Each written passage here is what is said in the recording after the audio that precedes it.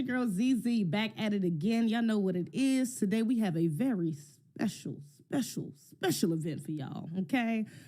This is the For the Culture podcast event, okay? You know that we are here with two very good brothers and myself, okay? So I'm going to let them introduce themselves. Afro, why don't you go first? Brothers and sisters, it's your brother Afro Elite here, representing for the culture like we always do. And we're going to set this precedent, set a new level, set a new tempo and a new formula that is going to change the game, essentially. Okay, so you guys are in for a great event. All right, we've been planning this. We've been working on this. And today is the day that we're recording this, and when you guys see this, it will be mind-blowing. And I'm so excited for you guys to see it, okay? Representing hashtag FBA, Foundational Black American Culture. B1. All day, every day. Man, first off, I got to send a salute out to both of these people right here that have been holding us down, Foundational Black Americans. We are doing something completely different. This is monumental. Everybody make sure you tap in. This will not be the last time you see us, but today is going to be extra special, something for the culture, something that we're going to always remember. So make sure that y'all all tap in, subscribe to us ahead of time, and make sure you enjoy. So turn the speakers up, get you some popcorn, sit back and relax, and let's break down everything that's going on with our culture inside and outside. Yes, indeed. Absolutely. And so to get things started, of course, you know, we are all pro-Black. We are all B1, okay? And FBA at that, on top of that. And our culture is very special. Our image is very important to us, as it is to any group. But we are a special group, and because of that, we are attacked in every angle possible, okay? We understand the system that we're in and some of the tactics they use. And one of them is, a big part of it at least, attacking our image, okay? And one aspect of that is how Black men, we're going to get into Black men and Black women, but we're going to start with Black men, how Black men are portrayed, okay? Right now there's a big push to effeminize Black men. There's always been that. We know that. But a part of that is even just like subtly in the way they dress. A lot of the social media influencers, the rappers, we got the nails painted, they wearing purses, they wearing skirts, we got the hoochie daddy shorts. It's egregious, okay, to say the least. So how do you think, first of all, how do y'all feel about it? We'll get into that first because y'all are Black men. How do y'all feel about the imagery that is being pushed for especially young Black men today? I believe that the main problem that we're facing right now in our community in terms of trying to take the Black man and turn him into a Black woman and trying to take the Black woman and turn her into a Black man, the main problem that we have with that situation is they know that's how you mess up the Black family. If you go after the Black man individually or the Black woman individually, you're taking down the Black family collectively. So this is something that we have to stop. And one of the main things they try to use is entertainment. So entertainment in terms of hip-hop music, R&B music, pink fingernails, lavender fingernails, purple fingernails. Anytime you see this, you can understand that it's not just about the individual that is being affected by it, it's about all of us. So we have to be very, very careful, and we have to watch this type of stuff because that type of energy is the type of energy that brings down the Black family as a whole. So I believe that we have to, basically stay true to our tradition. And anytime we remove ourselves from our traditions and we start going into other things, that's the type of the nonsense that ends up folding us up. So yeah, I've been having my eye on it as well as all of us have. And we just got to maintain. Nothing beats that type of, agenda more than being pro-Black family. Absolutely. Yes, that's true. First off, shout out to Dr. Frances Cress Welsing because she predicted this years ago. And a lot of times when she predicted this, people were like, nah, men aren't going to be wearing skirts. Men aren't going to, that's never going to happen. Right. You know what I'm saying? But she saw this all the way back in the day when she was speaking about it, when she was writing books about it. She predicted this and people didn't believe her then. The image is very important because going back to not the Civil War, going back to the Jim Crow era when they were essentially calling us animals and everything like that, they used that to justify harming us. And what Black society did during the Civil Rights Movement, we put our image out in a positive, respectful, and mature, and almost to a degree divine image. So what they decided to do is now they're using their media and they can't say, okay, you guys are animals like that. They're eventually going to go back to it. That's their plan is to go back to that by degendering. All right. That's part of their plan is to degender, because when you degender a human being to a degree, you're stripping that human of humanity. When you take a man's masculinity away, to a degree, you're taking his humanity away. When you take a woman's femininity away or womanhood away, to a degree, you're dehumanizing. You're essentially saying that, like, we don't recognize a male horse and a female horse as really two different things like that. Right. You know what I'm saying? Right. They're different in some way, but it's a horse. And they do this specifically. We understand it's an agenda because they do this specifically with black people, specifically foundational black Americans. And they change it up and they say things like, okay, this is progressive. Before they were all like, black people are bad and this is their image. These are the bad people's image. So now what they're doing after the fact that we're like, we need more positive images, they're like, okay, we'll give you positive images. And then we'll have this guy in a wedding dress and we'll have the girl in combat boots and shit like that. We'll do that. And that's progressive. You know, and then when you say something like, no, that's not it. Oh, well, that's toxic masculinity, or you're being a hotep and stuff like that. You should let people live the way they want to live. And they use that to gaslight any defense or counter for people who understand what their agenda really is. That is a huge way of how they attack black men, black people in general, because we about to get into black women as well, because they do the same thing, or similar. But, you know, not having a masculine figure as the image for our men, you know, it weakens not only the men, but it weakens us. It looks us look weaker as a people in general, you know. So that's a big tactic. You know, I absolutely agree. But they also do the same thing or they do similar things with women. It's more of a masculine thing. Like you said, they have the tomboys. They'll push the, more masculine behaviors. But then there's also the aspect of over-sexualizing, okay? We got the sexy reds. We got the Sukis with the good coochies. And that brings a totally different image than what we are and what we want to be, you know, what we strive to be, you know, especially our ancestors and our elders. It's completely different from our culture, you know. And so although we do have those anomalies, or, you know, we got the minority of our group that is degenerate or over-sexualized, that is not the representation for all of us, especially as black women, you know. But that is the push that they choose to that put at the forefront of our image for black women, because they want us to be seen, again, they want to dehumanize us. You know, they want us to be seen as just a horse. You know, well, why do they need to be protected if they're loose? They want this is the energy that they want. They don't want to be protected. They don't want to be feminine. They don't want to be a wife. They don't want to teach their children. You know, this is not at the forefront. This is not at the top of their priority list. You know, although it should be, and it is. You know, for the most of us.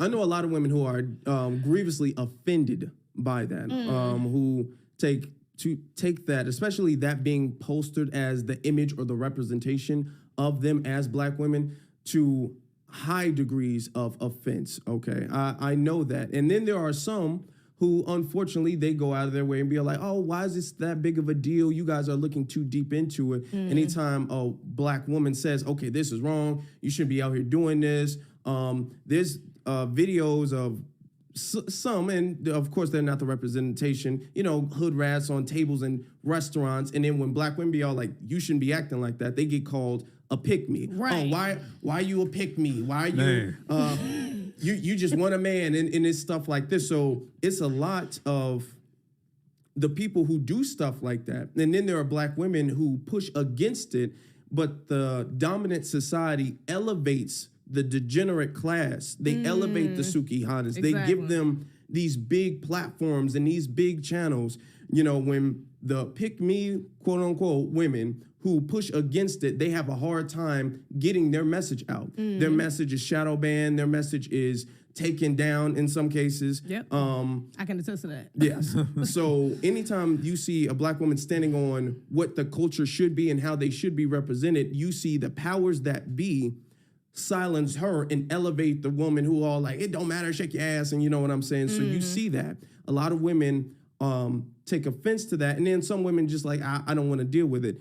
I feel like the women I know who are becoming more comfortable speaking out against it, that's a good thing, and we need more of that, because when the thing is that they're trying to say the majority is this way, and that's not the truth. Right. And if the majority says, no, we're not this way, then they really the narrative is countered. Brother, I got to second that. One of the things I always tell people is that the most misrepresented person in America is the black woman, where they take black women and they pretty much take all of what I call certified sisters.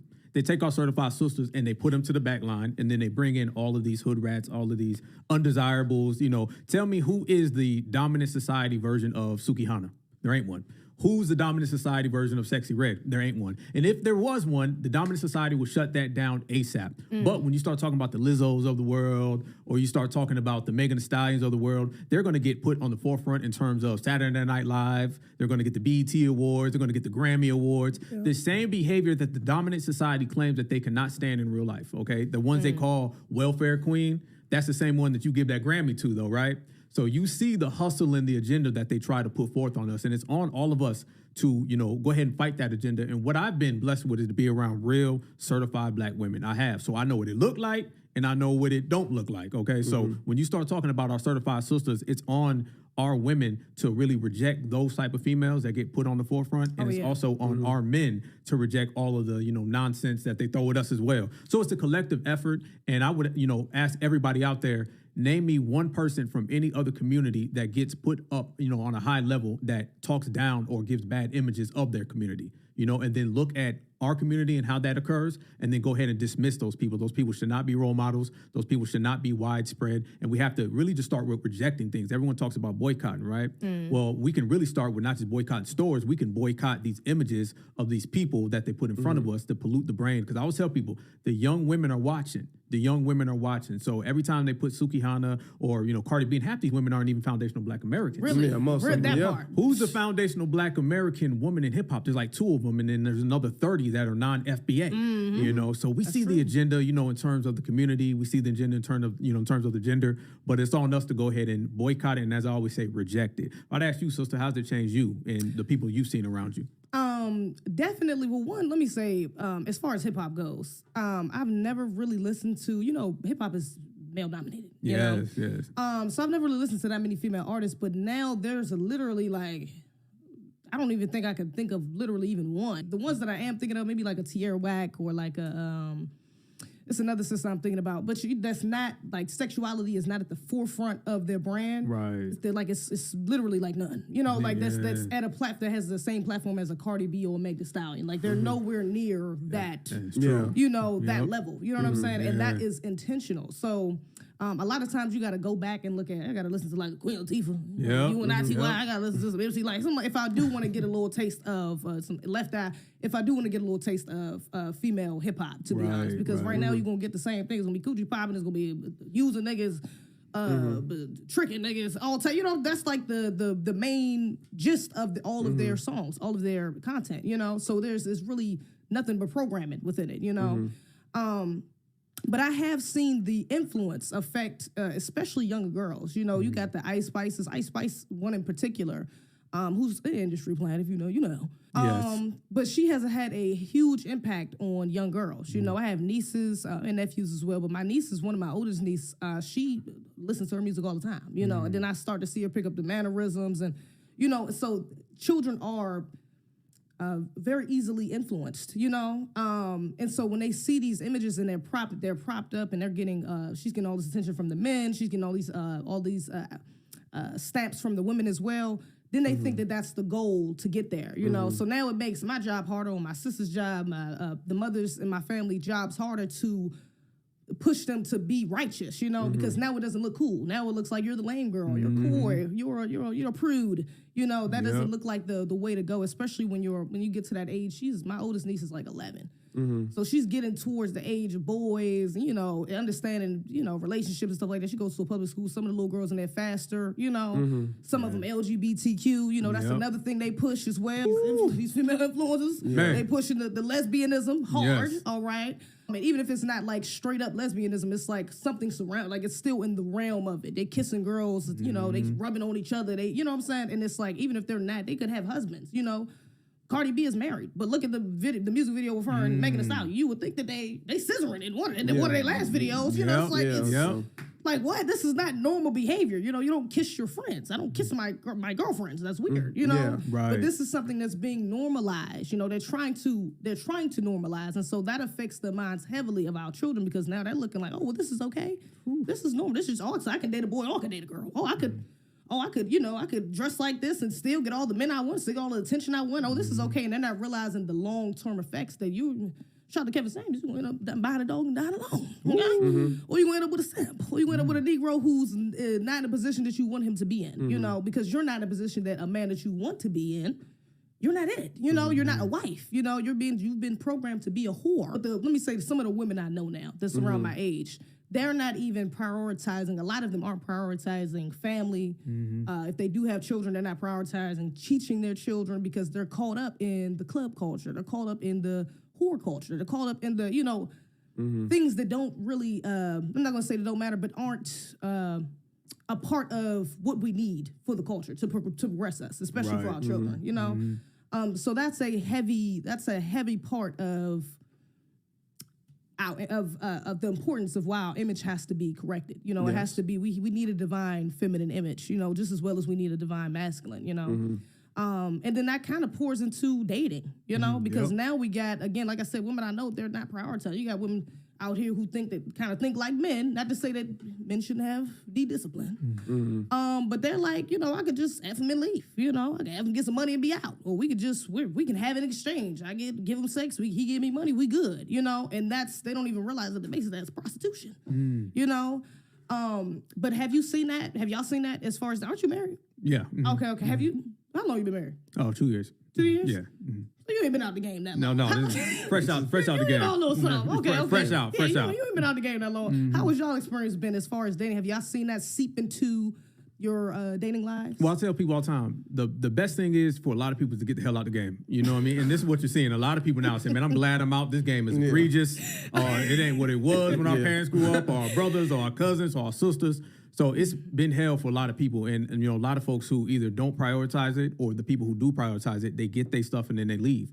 And it's just talking about, you know, the you know, degradation of the dating culture. And once again, if you look at the dominant society, you don't see this. You know what I mean? You got some of it going on, but it's not just about attacking a gender here, attacking another gender. And then as we speak of the domino effect, look what we speak about gender, and look how many different areas that goes into. That goes in everywhere from little girls to little boys, marriage, dating, boyfriend, girlfriend. It's all across the spectrum. As you say, the dominant society is very intelligent when it comes to anti-black racism. Yes. You know, they may not know what 2 + 2 is. They may think 2 + 2 is 37, okay? But they will come up with an elaborate plot to bring down foundational black Americans. So it's all on us in the dating world to go ahead and end all of that. So, yeah, I've seen it all. And, you know, like a lot of people have been saying, it's an agenda that's been put upon us, and it's also going downhill fast. So those of us who stick to principles and tradition typically will be the ones who make it out good or make it out well. But those of us who don't, good luck. No, I'm just playing. But for real though, like let's keep it real. But it's a game, brother. How you feel about it? Okay.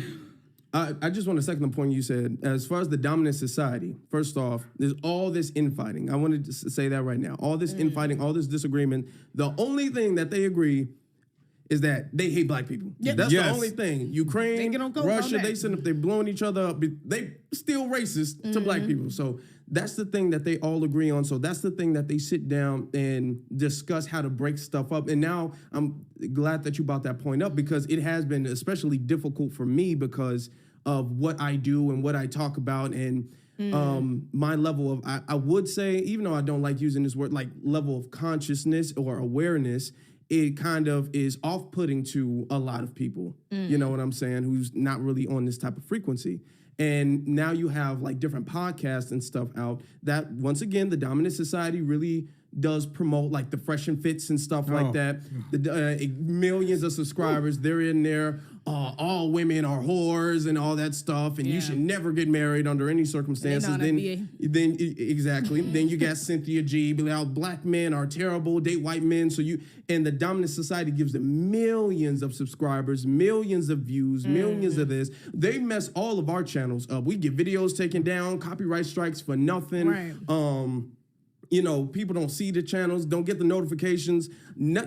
We can't progress without putting in 10 toes work. We put in the work every single time. We can't be lazy at all. Every time we go live or record, it's showtime, and it's got to be 100% every time. They just get to come on and just essentially do nothing, and they get that stuff because the dominant society wants people to think that and everything. So now you have in the dating world, you know what I'm saying? They want the men to be not leaders, more so advisors. Like, a man can't tell me what to do. That's controlling. Or, you know what I'm saying? Or if a woman doesn't make you a sandwich at 3 o'clock in the morning, you know, she's not loyal and she's probably cheating on you. So it's like, it's a lot of that stuff going on. Who should pay half for this? If the woman's like, if I pay half of anything, then I'm not going to be in no relationship. I shouldn't have to pay for nothing. A man's like, she should pay for everything. If she loves you, she should worship you like a god. Like, it's a whole bunch of extremes, gender dividing that the dominant society promotes. Like, ooh, give that views, give that channel up, get that channel up. And we have stuff like this where we have mature people who sit down and we discuss the issues, and stuff gets shadow banned. They don't get our notifications and stuff like that. So this is all a big plot. But people need to understand that and see that, you know, because what you see, it might be entertaining, but it does play an effect on you. You do think about the points that are made after that. It does linger in your mind, especially into the dating game. So when you're on a date and everything like that, you sitting at the table, the check comes, you're like, who should pay for this shit? Yeah, that's real. So it's like that. Nah, that's real. And I'm glad you brought up, you know, the Cynthia G's and the fresh and the frauds and flimsies, because those, it's crazy. You know, a lot of times I don't like to bring stuff outside of the internet. You know, I'd like to leave the internet where it's at, but the internet is so accessible. It's not the same as it was when we had dial-up. People had to get on the computer. People didn't have internet right on their phone. Like, people wake up in the morning and the first thing they see is, this nigga didn't pay for my, he used a credit card to pay for my food. He broke. He ain't got no money. Like, I just seen a woman literally talking about that. You know what I'm saying? And so that programming, even if you are, and I'm somebody that's conscious of this, I love black men. You know what I'm saying? I love black people. I know I'm gonna marry a black man. FBA. Okay.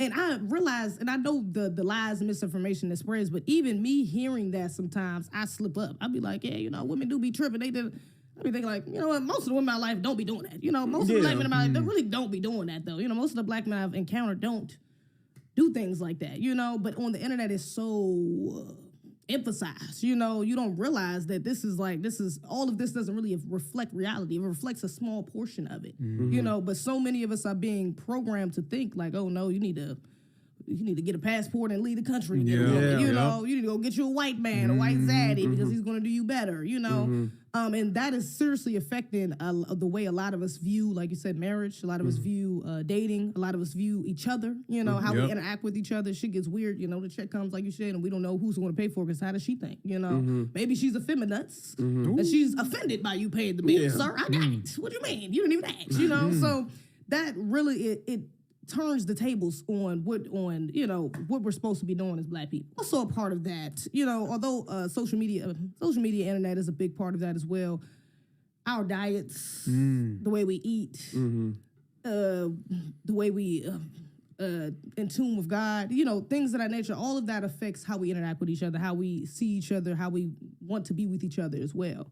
And today, you know, niggas is eating pizza and Philly cheesesteaks pretty much every other day. Yeah. You know, niggas is not eating correctly, you know, and then we wonder why you got men up here talking about, well, she stank, she can't, you know what I'm saying? I ain't even want to go down on her because maybe you not eating correctly, you know? Same thing with the men. Some of the men out here, I done heard some stories. Some of the men out here ain't going too right either, you know? So that alone, you know, can definitely keep us away from each other as well. And it's like, you know, stank breath can be fixed, baby. It can. You know, a little, you know, certain aspects, physical traits about yourself, it can be fixed. You know, it shouldn't be even internal. Brothers out here having heart attacks. You know, things like that. You talking about 25, 27-year-olds having heart attacks. Like, it's women out here obese. You know, we just talked about the Lizzos. And that part of us is being pushed as well within the media. You know, and not just only media, it's being pushed within our neighborhoods. We don't got Whole Foods and salad restaurants, you know, things like that within predominantly black neighborhoods. You know, that's not something that's pushed. Have y'all seen the effects of those as well, as far as, you know, your interactions with black people, and not even just women? Oh man, I can speak on that.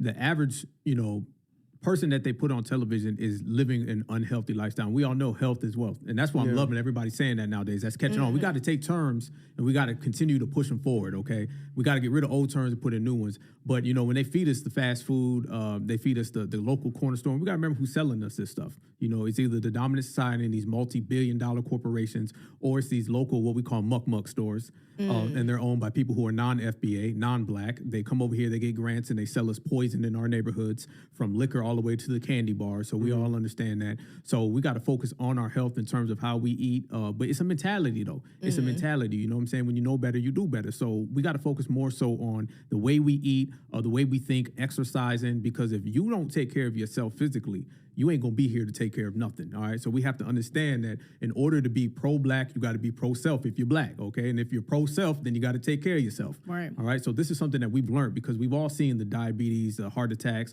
The number one killer of black men and women, I'm not mistaken, is heart disease.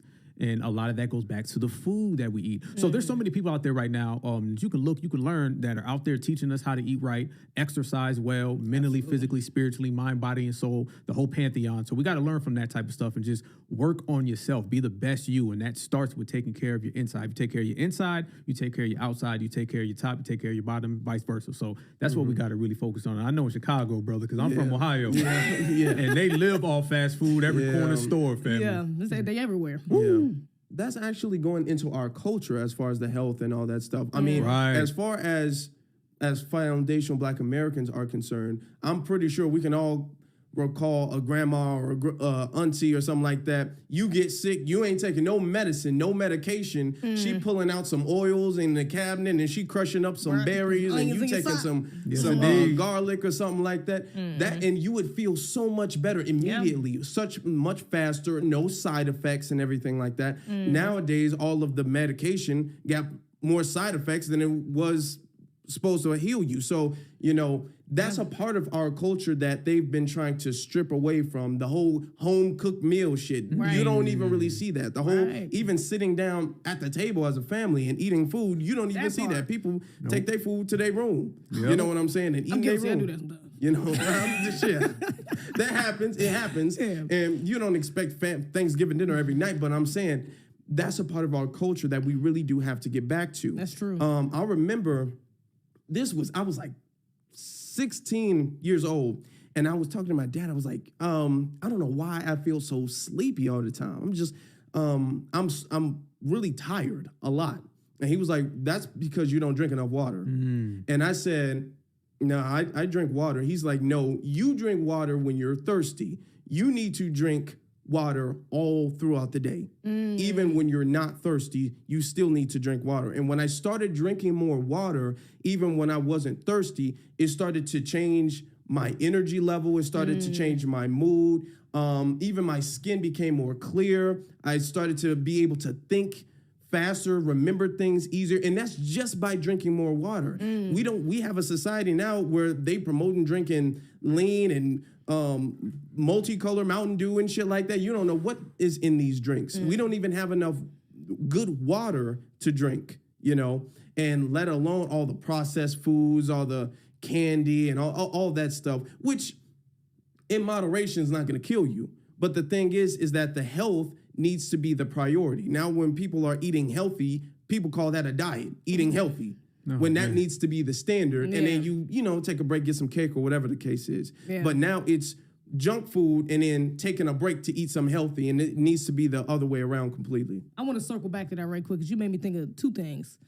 One, Shahrazad Ali. You actually made me think of this too. But Shahrazad Ali said the reason she even made Black Woman's Guide to Understand a Black Man and Black Man's Guide to Understand a Black Woman was that she first started with the diet. You know, she went around and was trying to tell Black women. She created How Not to Eat Pork. I think that's what the book is called. And she was like, so many Black women gave her backlash on like that. Like, you're not about to tell me how to cook. I cook for my family. I cook for my man. You're not about to tell me what I can and cannot cook. There was like this strong push against her over something so simple of telling you to eat better, you know? And that's what trickled down into her examining the behaviors of Black women, you know? So even within that, it shows if you're rebellious against something as simple as eating well, especially if a man that's in the sports, you have children, if you can't take the time out your day to really put love, our grandmothers, they used to put you felt the energy in the food. Man. Like it made you feel, it could have been some bullshit, to be honest. But the fact that she made it with love, the fact that she made it with her, with wanting to nourish you, it still made you feel better even within that, But a lot of these women are not even putting that into the home. We're not even, not a lot of that's I want to focus on women on that, because that most of the time women are going to be cooking. I was our mothers and grandmothers that cooked. But now today you got women just microwaving stuff in the oven and just giving it to the kids. You got stuff, and then we get the side effects of children having behavior issues, especially if there's not a father in the home, emotionally uncontrollable at that, and these are all side effects from something simple of just our diet. Another thing you made me think of when you said that, drugs. Yeah. You mentioned drugs. Yeah, that's a big thing within the culture as well. That's actually a big part of why we eat the way we do as well, because so many people. Shout out to Wesley Muhammad, Dr. Wesley Muhammad. He made literally like a whole 1,000-page book about basically the reasons why we shouldn't be smoking weed. Okay, and the chemicals that's in weed. Okay. It's not the same from the 70s. It's not the same from what our parents and grandparents used to be hitting, okay? We wouldn't even get high off that if we had it right now. Because it's not really weed. It's all types of chemicals that's getting you high, really. And then the tobacco on top of that. So not only do you have that, you got people drinking lean. You got people snorting cocaine. You got people, popping pills. A lot of the young brothers is popping pills. A lot of the young sisters are too. And that affects our interactions with each other, because now we're dealing really with a mental health issue. Yep. And now we're trying to put a Band-Aid on it by drinking and smoking and going out and things of that nature. We're hiding it, and then when it's time for us to deal with self, we get depression, we get suicide. I think the black male suicide rate is like at the highest it's been ever. To be honest, I think it is right now, if I'm not mistaken. But now we're getting things like that. Even we got the women who's over-sexualizing themselves, who don't care about the image, who don't care about their children. Now we got children that's out here that's been neglected and abused, because we are not focused on our health. We're not prioritizing our not only our physical health, but our mental health, which is really hand in hand. They go hand in hand. What you eat, what you put in yourself reflects how you feel about yourself. Right, if you don't care enough about yourself to drink water all day, or to drink, not to come for you. I was 16. I'm saying. You was 16. I'm like, okay. But to drink water, to eat vegetables, to to be conscious in what you put inside your temple. Yep. We get the results we have, which is obesity and heart attacks and things of that nature. Especially within our children. And that language now is kind of like with social media. It's kind of cool to be depressed. I've called my niece one time and said, "Oh, I'm depressed." I'm like, "Girl, don't say that. Your words are powerful. Don't, I know you don't mean it. You're not really depressed, but don't say that. That's not." But it becomes normalized, because now not only are you probably maybe not depressed, but you're feeling within that realm. You're sad. You're saddened because of whatever traumas and things you've been through. But now you're really stamping it. You're validating it by saying it. And then you're going back and making it even more prevalent, because now you're eating things that are just going to make you feel sluggish, make you not want to do anything, and so that bleeds over into every aspect, just that diet, just that, having a mindset of wanting to keep a healthy body. These are our temples, even our language, people you don't hear temple, that used to be like the main thing. Your body's a temple. That used to be like a slogan everybody used. That was just like, shit, it's just a damn thing that you using until you die. It's pretty much just how we're looking at it. But also the spiritual part of it. That's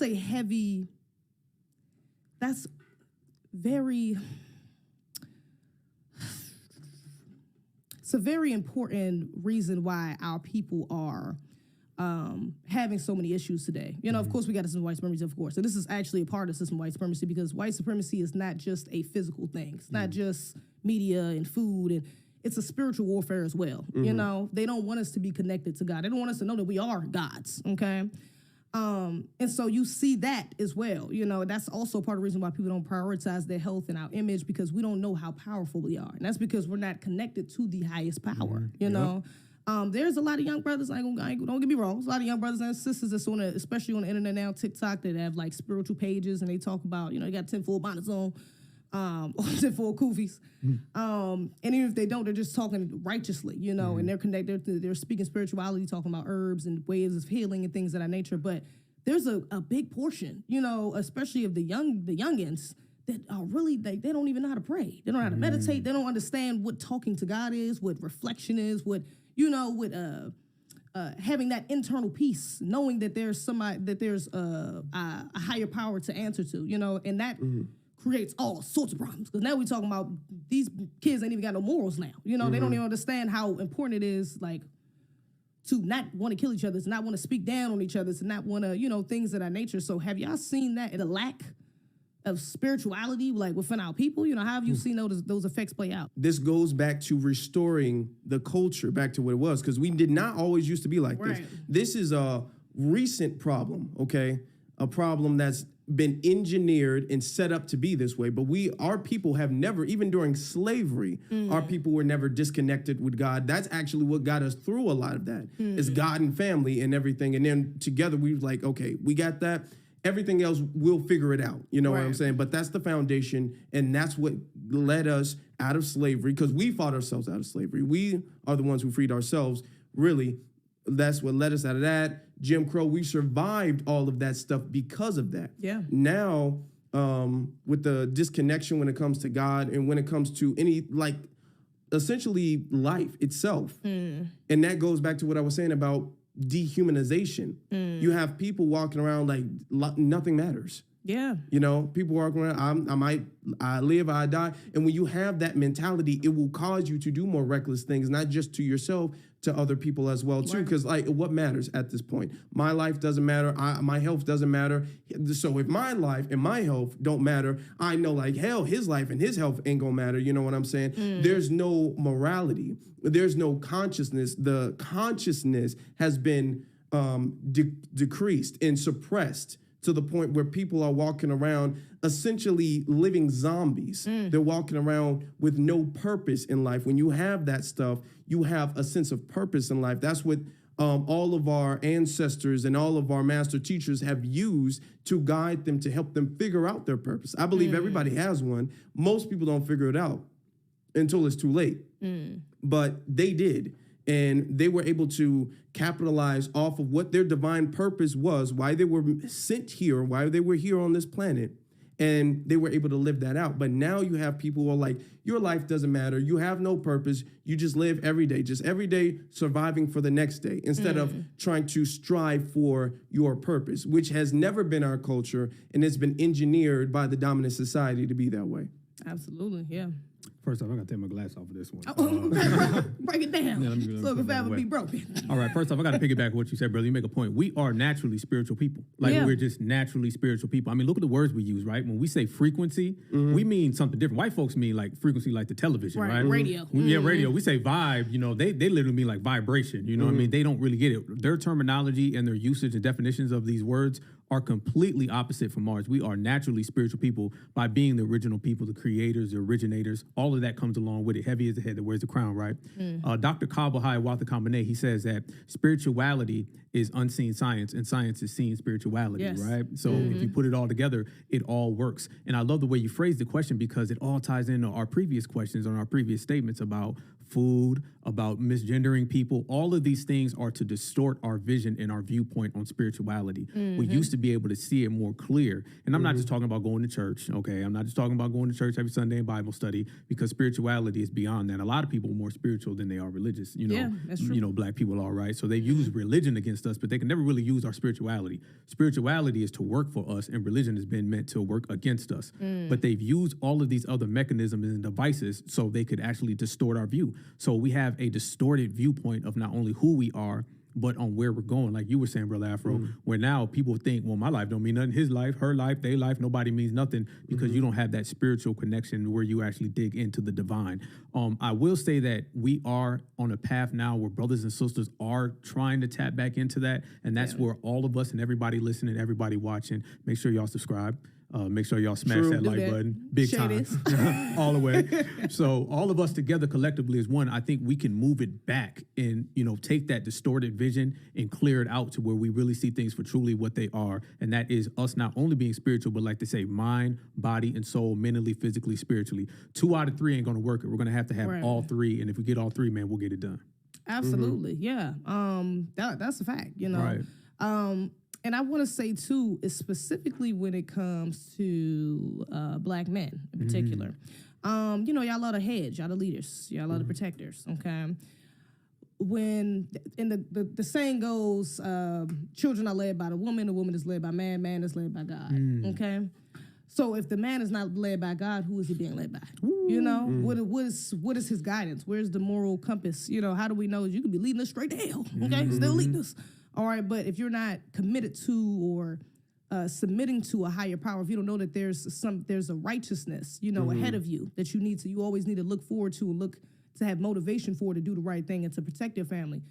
We get the brothers that are, you know, that don't even want to be in that position of leadership, that don't understand the responsibilities that come with it, don't know how to do it, don't want to teach other brothers to do it, you know, and so that just, it shambles, you know, it's a domino effect to everything else in our community because y'all are first. And I actually asked a good brother of ours, Brother Reza, what his thoughts were. He's actually going to repeat the question because I set it up a little differently. But I want y'all to hear his thoughts on black men's commitment to a higher power and how that affects our community. Okay, so let's give it a listen. Your question, and I definitely wanted to answer this with a video response. I simply got too caught up in everything, and I'm actually out right now. But I wanted to answer this for all of those who are listening.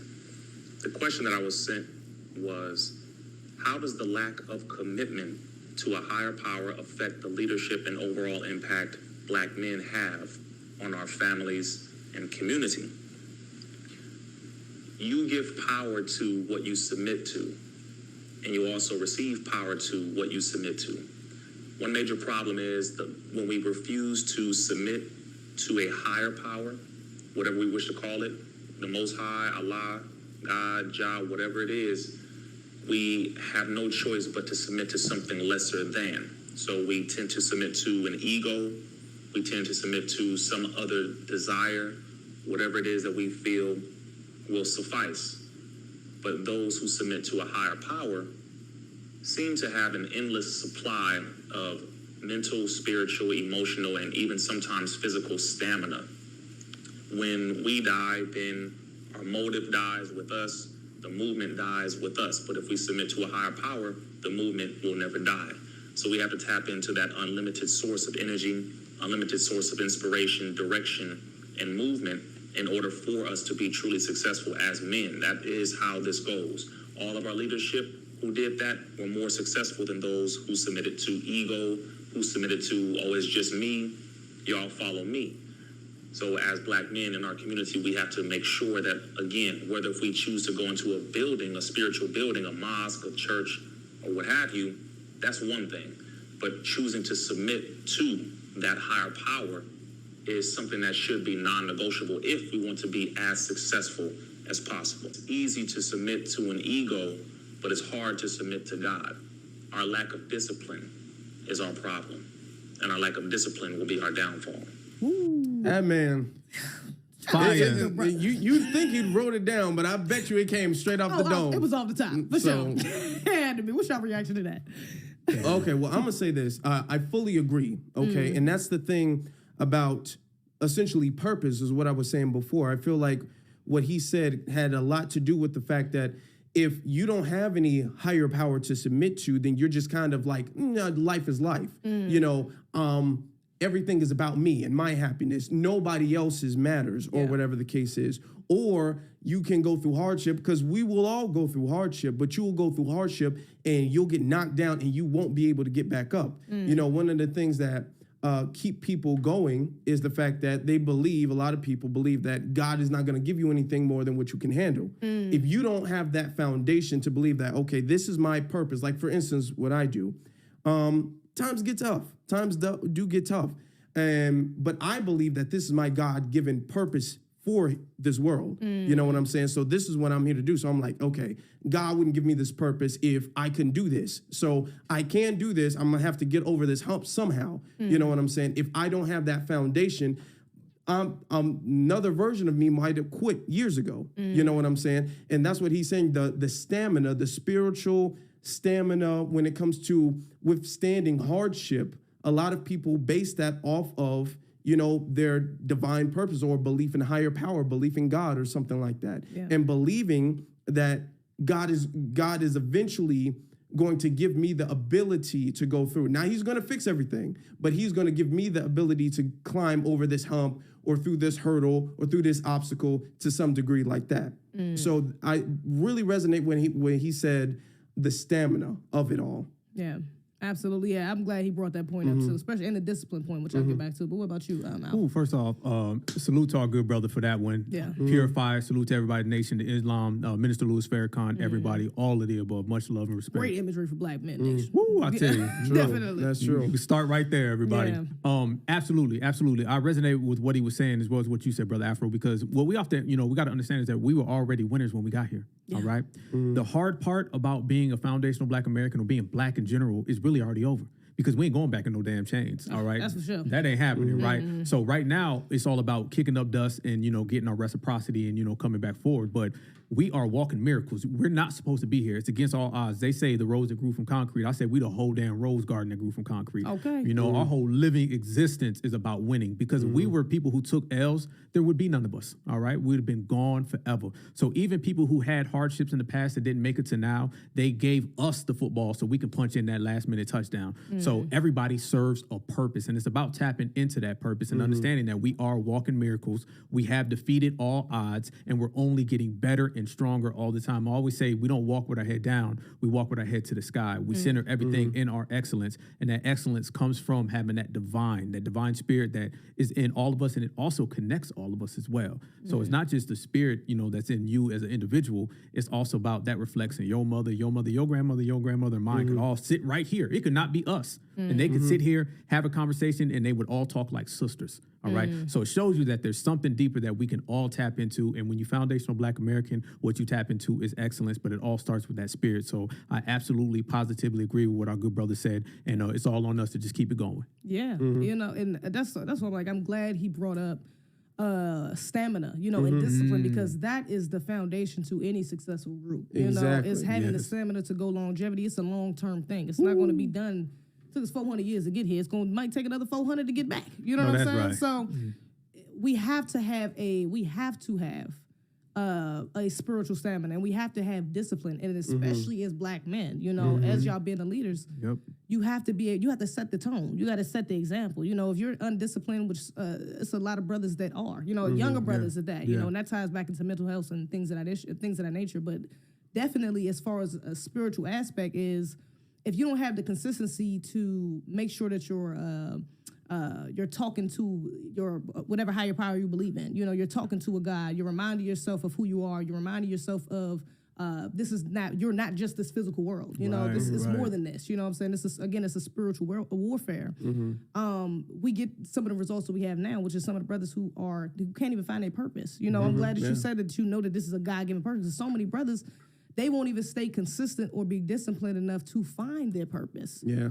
Because they've tried this, it didn't work out. Well, whatever. You know what I'm saying? I'm just smoke a J and go to sleep. You know what I'm saying? I'm going to do whatever, when it should be a consistent, like I have to find out why God put me here. I have to find out what do I need to contribute to this world. This is not just for me, but again, for your family, for my children, for my legacy, for our people in general, and most of all, for the Most High. It's for a higher power, and so that's a major thing within our community, is not understanding the importance, that we've lost. We need to get back to, that we've lost our spiritual connection to God, and we have to get back to that, especially as women too, because that affects the children, Can I before we go? Let me piggyback off of that. Yeah. And I feel like that what Rizzo was just saying and what we've just been discussing, that essentially is the foundation of everything that we talked about before. The discipline, as far as the food you're eating, that's not motivate. You don't get motivated by eating a salad. You don't get motivated by eating fruits and berries and all that stuff.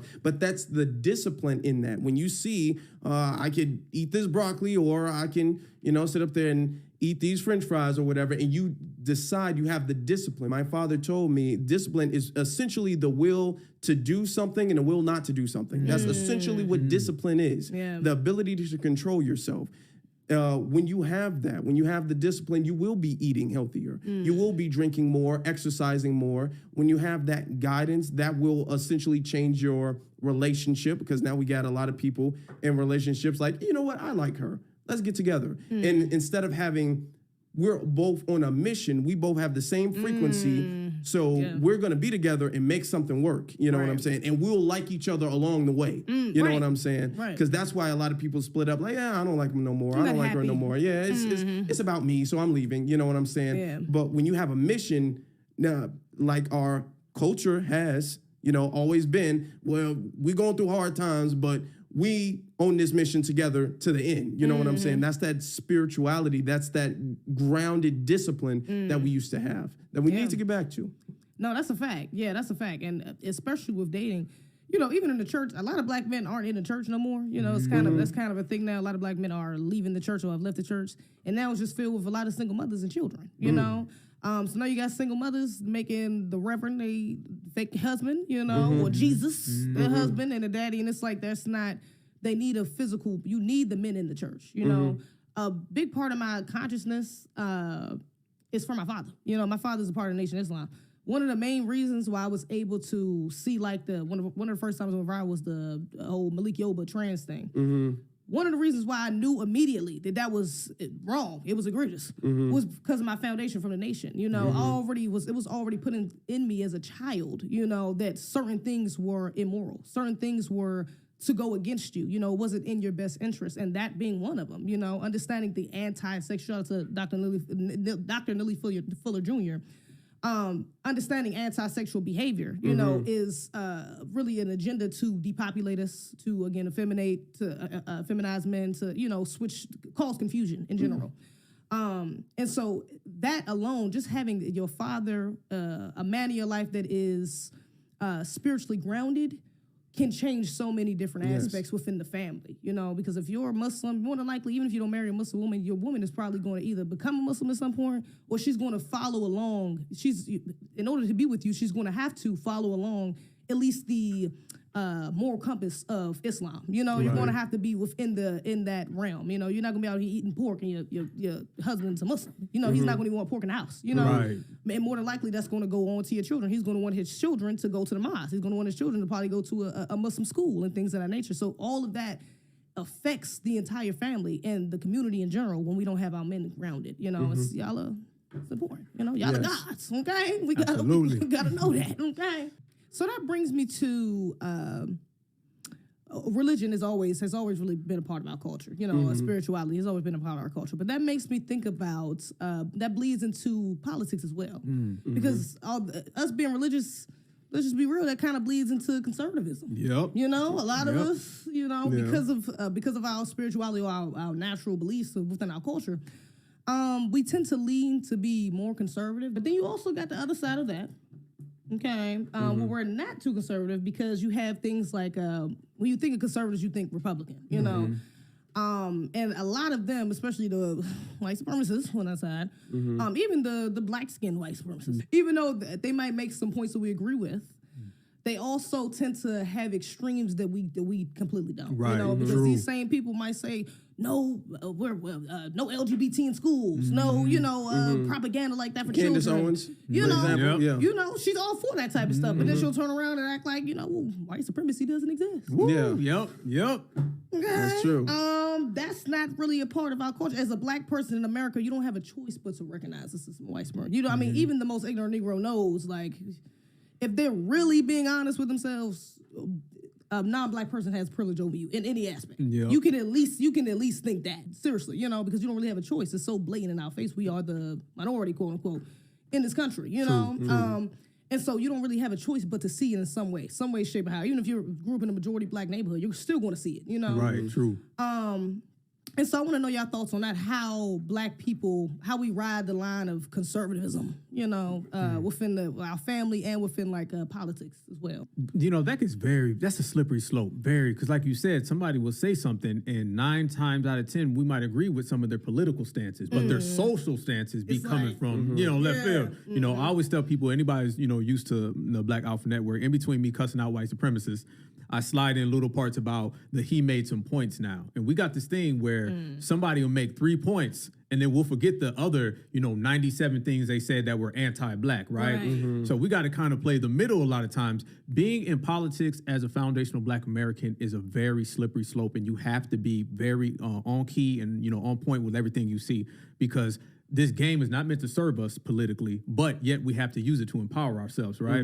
So you deal with a lot of people from, the Republicans, the conservatives, the liberals. I mean, even the liberals run around and they say things like, bring in open borders, right? But then they turn around and tell Black people they're going to uplift us, but yet we all know that harms us the most, right? So we get caught between this forked tongue, this back talk, this contradiction between both sides. I think what we have to do is that we got to view it from exactly what you said, conservative opposed to Republican. Right. Because when we see it from conservative, now we're looking at the policy instead of the party. And I'm sure we're going to get into this policy party thing that's been affecting us for years, okay? Because, the Democrats is not a religion. It's not a race neither, okay? It's not humanity, okay? It's just a political party, all right? You vote for them, then your ass goes home.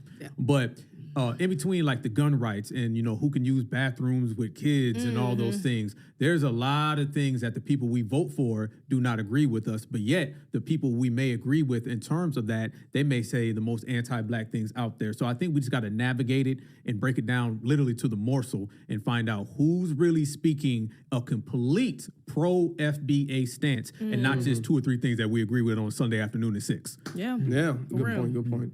I'm gonna say the word, and I like the way you said that. Okay, let's separate conservatism and Republican. Okay, because a lot of people, we're conservative. A lot of people socially, a lot of foundational Black Americans socially in the House, they have conservative values, but they don't have those same things for the policy. You know what I'm saying? Because a lot of the conservatives, their thing is pretty much, America is fine. Black people need to stop complaining. White people are suffering. White people face racism. We need to help them. The thing is that when you look at the word and the meaning of the word, meanings of words are very important. Words are very, very important. Absolutely. Conservative.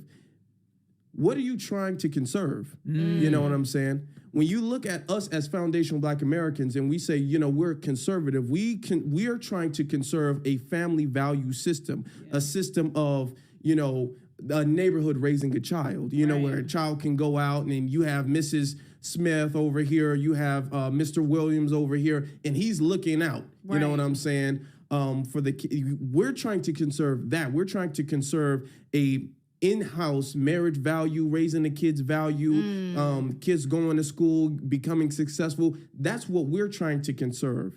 It segues and it intersects sometimes with some of the things that the dominant society, white supremacy, says, oh yeah, we're trying to conserve that too. We don't want men going in women's bathrooms and everything.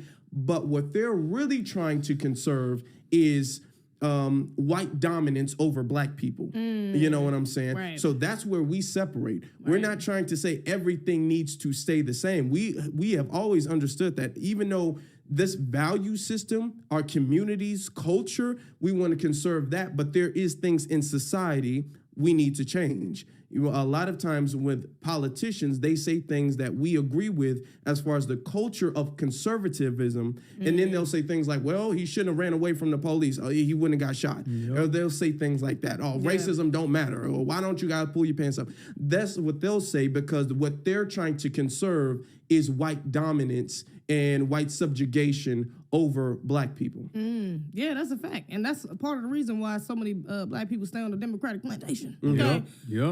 Because we'll hear like these people, conservatives, who come out and speak, and you're like, they almost got us. It's like, oh yeah, well, take LGBT propaganda out of schools, but also take race out of schools, take racial history out of schools. So now it's like, now we're in this trick bag because we're now with the Democrats, or with the more liberals. Let me say that. The liberals, they're like, oh, well, Black Lives Matter. Well, also LGBTQ lives matter. Well, also, immigrants matter. So it's a trick bag either way. But it feels more comfortable over here with the liberals because it feels like they're accepting us, or it feels like they still want to empower us or include us. Whereas the conservatives, the white conservatives, who Republican leaning, they still are they're more blatant with their anti-Black racism. Although there's two sides of white supremacy. Both sides are still end goal is anti-Black racism. But that does make me think about what's upcoming, which is the elections. Here we go. Elections is coming up. Okay, y'all know we got Joe Crime Bill Biden in office right now. We got Kamala Harris as well, fake ass black woman, cosplaying black woman in office, vice president. Okay. And a lot of black people were tricked a couple years ago to vote for them. You know, they pushed I'm black. She's she's going to be the first black president. We got to get Trump out of office. We got to get the orange man out. We at least got to choose the lesser of two evils. So how do you think this next approach isn't Trump running again? Yeah, he's running right now. He is. Yeah. He's got a lot of legal stuff going on, so people don't know he hasn't gotten the nomination, but in the polling system, he's beating everybody. He's definitely going to get there if his legal situation don't take him out the race. Okay, got you. But do you think, y'all think it's going to be, they're going to try to use those same tags? You know, they recycle a lot of same tags. Yes. So even if it's not Trump, do you think they're going to try to play, Joe Biden, he tried to do this. You know, he really ain't done nothing like people or him or Kamala. Kamala really been absent for most of the damn presidency. For real. I don't even know what the fuck she been at. I know. She just popping back out because the election's coming up. Yes. But how do y'all think they're going to move? What's the next play for this upcoming election? Well, I will say stuff. They allow the Republicans to do damaging things, and they try to put a highlight and a spin on it. Like, for instance, DeSantis, right? Ron DeSantis, the governor in Florida, he's running for president. He's not going to win, but he's running. Okay. And he's doing a whole bunch of things in Florida that's harming black people, as far as taking the black history out of schools, as far as this attack on the word woke or woke culture, which is essentially black people. Right. And that stuff segues into the problem with Jacksonville with the shooting that happened, okay? That stuff leads to a massacre of black people. And what they're going to do is they're going to be like, we're not going to solve it, but look at this problem. We're going to recognize this problem, and it comes from the Republicans, so you don't want someone of that party to be the president, right? We're better than that. So they're allowing Republicans like DeSantis to go around and run amok, essentially, without any countering, not trying to stop him at all, to say, I mean, look, DeSantis, he's kind of like Trump in a way, you know what I'm saying? Look how bad they're doing over there. Imagine if he ran the whole country, you know? Right. So you have to vote for us, because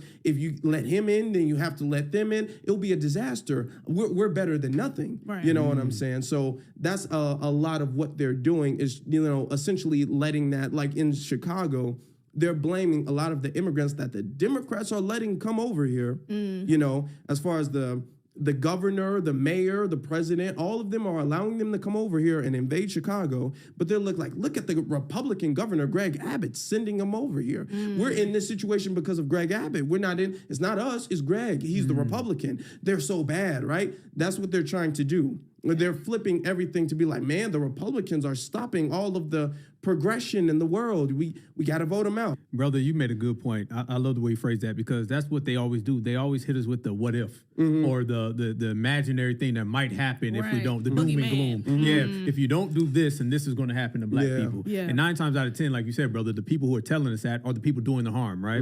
Democrats, liberals. I definitely think they're going to do the same play over and over again, and I believe the Democrats are going to try that until we just quit voting for them, you know, until that plantation just comes down. And you're right, Kamala's black again. She wasn't black for the last 3.5 years. Now she's black again, you know what I'm saying? She done pulled out the Timberlands and the Converse and the hot sauce. Don't forget the collard greens. Collard greens. She done had the collard greens too. She got the whole goddamn soul food now. In her purse. Yeah, in her at the airport, walking down. Come on, man. So it's sad. This is what we're talking about, food. Okay, they sell us food. They sell us rappers. You know, Cardi B has had more meetings with the Democratic Party than Dr. Claude. You know what I'm saying? I mean, at this point, they're just insulting us. Yeah. And anybody who votes for the Democrats, I believe, is an active op of foundational black America, okay? The blind voting and all that. I mean, you can only, blindly vote for how long until you're actually held responsible. These people who continuously do it. I mean, you can go back and look at all of our timelines from 2020. We said what was going to happen. We said that they weren't going to do nothing for us. They was going to jump, off the ship, throw us off. Y'all know that meme where it says the Democrats after the election, the person getting thrown out the car. It happened. Right. And it happened, before that in, 2016 and 2012 and Obama and Clinton. And you can go all the way back, you know what I'm saying? So, yeah, they're going to, pull the same type of games and con games on us again. It's just really on us in terms of the black grassroots to call it out like we're doing. And if you notice, us calling it out right now has got them shook. Oh, for sure. They're scared, ain't they? they be like, damn, well, the Republicans, well, you know what I'm saying? So it's pretty much saying, like you said, brother, the more they say DeSantis, we say Joe Biden. They say Trump, we say Joe Biden. Exactly. You know what I'm saying? So we're not talking about what might happen. We're talking about what has happened. And if you look at their policies, we've seen it. Absolutely. You know, you brought up a good point too as well, because I'm glad you mentioned the Cardi. I mean, what would you say, Cardi B? Cardi B, yeah. And even us as a grassroots, really pushing back against that. A lot of the youth, you know, as far as our generation, people our age, 30 and under, even the younger ones, 18, 19, 20 ones, is just now kind of beginning into the political realm. A lot of us is having a pushback, you know, against this. You know, a lot of us is kind of peeping game, you know, and understanding the trickery that is our parents and our grandparents have kind of fell for these past few years, you know. And so that's a beautiful thing to see within itself. But along with that, although you have us, you know, for every one of us is about 10, 30, 40, 50 agents, okay? Man. You know, with huge profiles and platforms. Come on, they pop up out of nowhere. Yeah. Okay, just happen to go viral. All right. And so you had people like back in the day, like MLK, he did his march, he did his speech in Washington. And it was, you know, he spoke to thousands of people. Now, you know, he had to go to Washington to do that. They had to gather to do that. Now you got people that just pick up their phone and just say, hey, y'all, so, you know, something, misinformation, you know, and people are easily, especially if they're fast talking, they can put a little statistics in there, you know, and then they make it seem a little more valid than what it really is. You know, they're not putting it in the whole context, you know. So how do you think that aspect of the game is kind of shifting our political awareness as far as who we're going to vote for and, you know, what party we're going to lean against? How do you think these agents out here, or these people that pop up out of nowhere with these really anti-black talking points, how do you think that's going to affect the game? Ooh, man. Well, I'm going to say there was a video that went viral with Jason Lee. Okay. And Jason Lee, I guess he went to Kamala's hip hop reacted to that thing. I saw it was a good reaction. Thank you.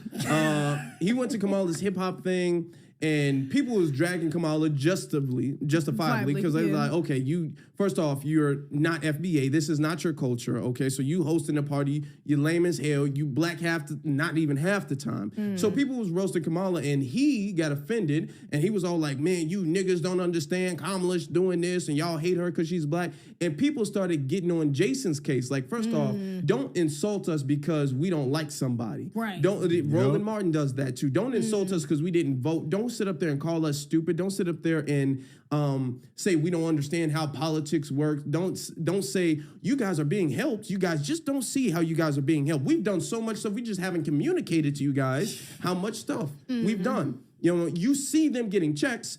You're not getting checks, but you're getting so much more on the inside. So just be patient and vote for us again. A lot of black people, the young black people, like, no.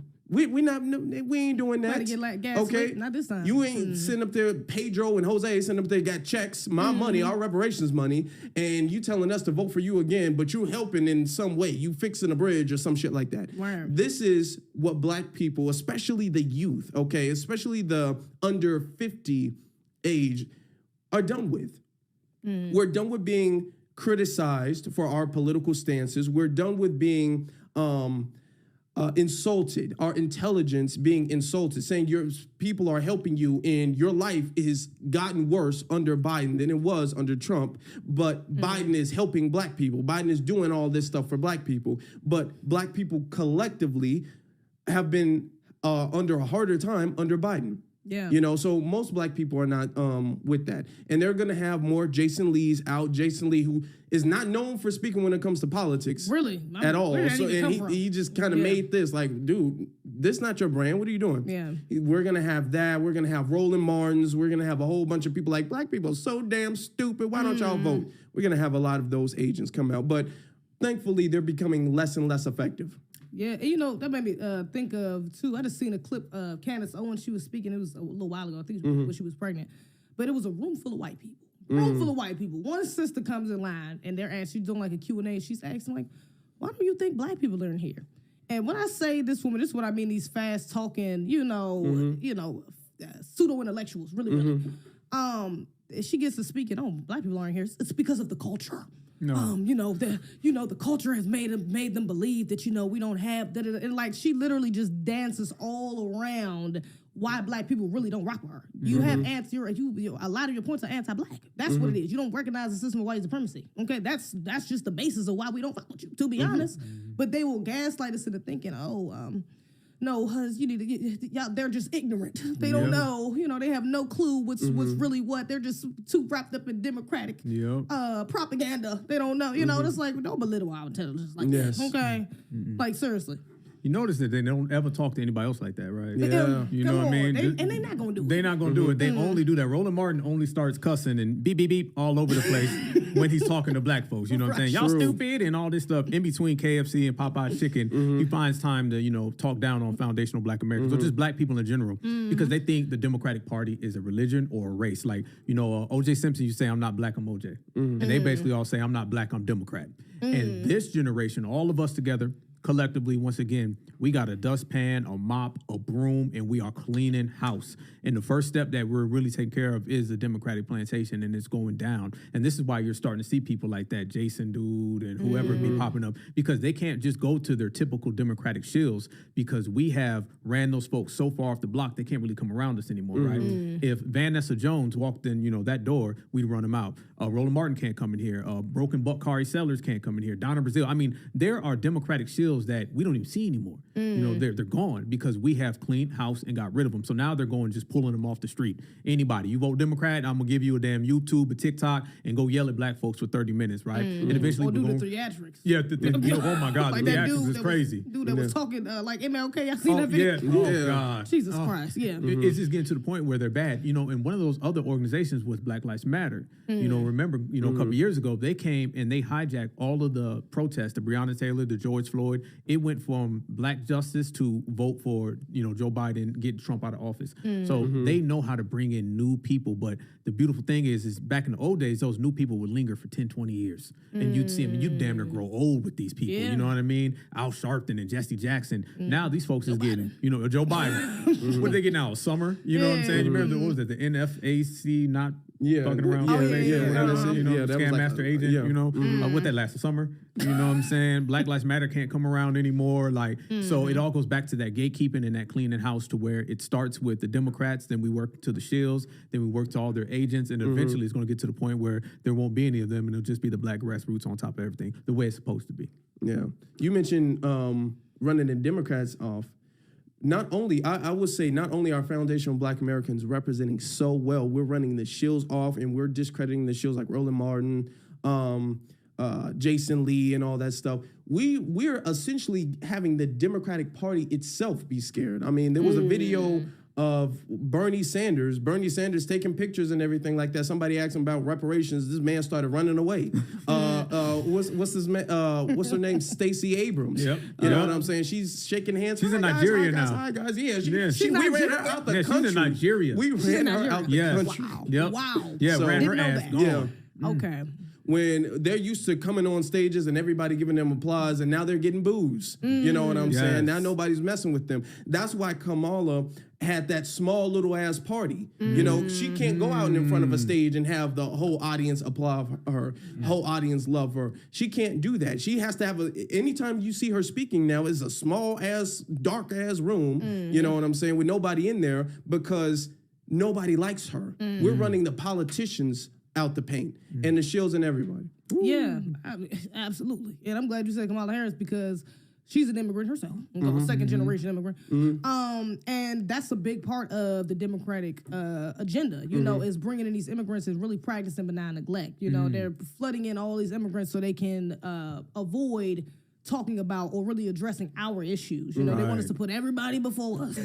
Man, it's who's who, right? The who's who of Earth, you know what I'm saying? They putting dogs and cats over black people in America now. I mean, literally. I mean, Joe Biden has literally made more animal protections than he has for foundational Black Americans. All right, Google it, check it out. Wow. Look at his animal rights record. Okay, it's way better than his Black rights record. All right, so you're starting to see them put people above us, or they're continuing to put people above us because in a lot of ways they want to replace the Black vote based on the things that we're talking about. So they see the future of the Black grassroots, and they see that we're not messing with them no more. These people are very, like we said, when it comes to anti-Black racism, they're very intelligent. So they see the numbers, and you have number crunchers, people who literally just get paid to look at all the polls and all the forecasting, and they're seeing that Black vote is slipping every single week, right?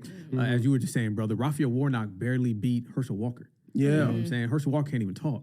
You know what I'm saying? And he barely beat him. Stacey Abrams now is an international advisor in Nigeria. So she's trying to run game on tethers over there because she couldn't run that on foundationals right here. So if you look, you know, our victories are big. I always say, one of my principles is that our victories don't look like everybody else's victories because we ain't everybody else, right? So you got to see the little telltale signs to see where we're winning, and where we're winning is to the fact that they have shields that are, you know, getting ran off the block, out the paint, down the street, out the county, and now they're trying to go get Latinos, but a lot of Latinos come here and they vote Republican because they don't subscribe to the, you know, the covert racism. In their home countries, they're used to overt racism. All the Black Latinos, they're used to talking to them straight directly, so they don't play that liberal game where we're going to pretend to like Black folks.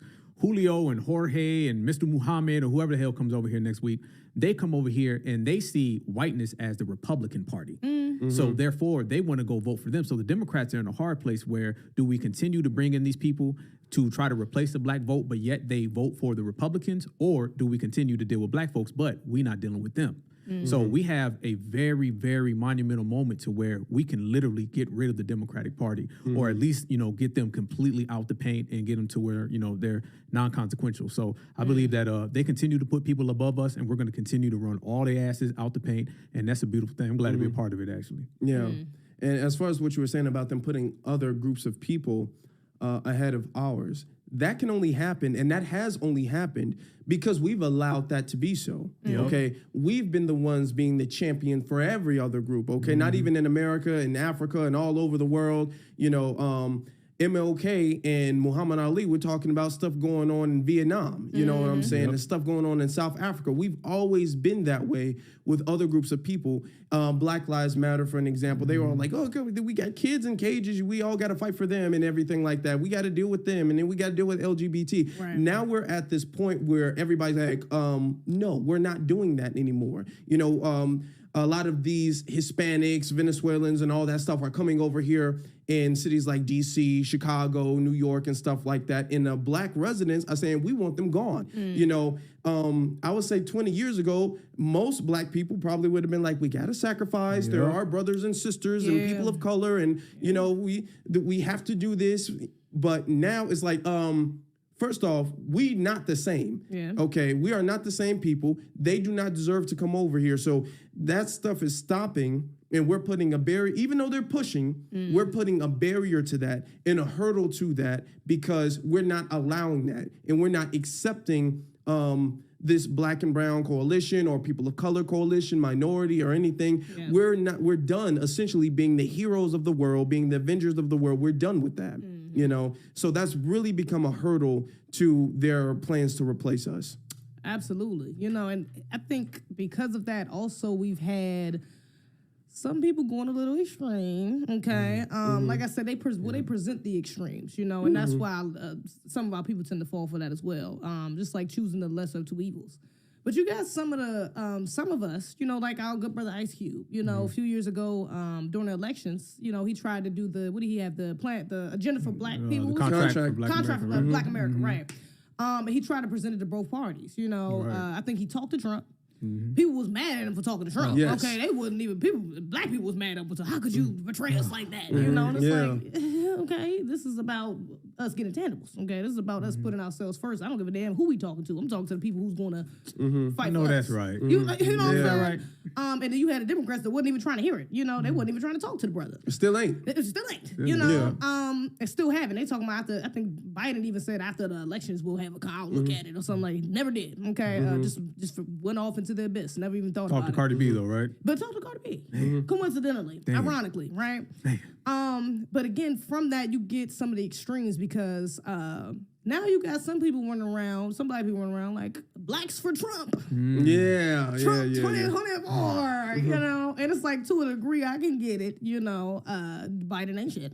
But also Trump got anti-blackness as well. He's still a white supremacist. You know, let's not get too wrapped up in the fact that he, you know, it seemed like he did a little more for us than Biden and Joe is. You know, we got our little COVID checks and things like that. You know, let's not get too wrapped up in that. You know, we also have to look at him unbiasedly as well. Just because we're not about to vote for Biden again don't mean we about to run back to the Trump plantation. Okay, so have y'all seen that as well? Especially, let me say, I think it's like, I don't want to put that on black men, but I feel like I've seen something about it's a lot of black men that was unfortunately it is. Yeah. It is. Yeah. I said this before because when Trump's mugshot went out and they were all like, man, they're doing this to stop, which they are. They're trying to sabotage Trump, trying to stop his momentum. But we have to understand the intention of everybody. Some people think that the enemy of my enemy is my friend. That's not the case. Right. You know what I'm saying? Right. You have to look at the intention of all of the things that Trump has done, why he's done those things, and then look at Biden. People talk about, hey, man, the stimulus checks. I think Sexy Red said something like that. Like, we got stimulus checks. And okay, you did. But everybody got stimulus checks. Yeah. You know what I'm saying? Trump hasn't done anything specifically to help black people, to elevate black people. Like, look at the black economy. Okay, well, look at everybody's economy. You know what I'm saying? Different businesses. You know, look, you can't sit up there and look at it that way.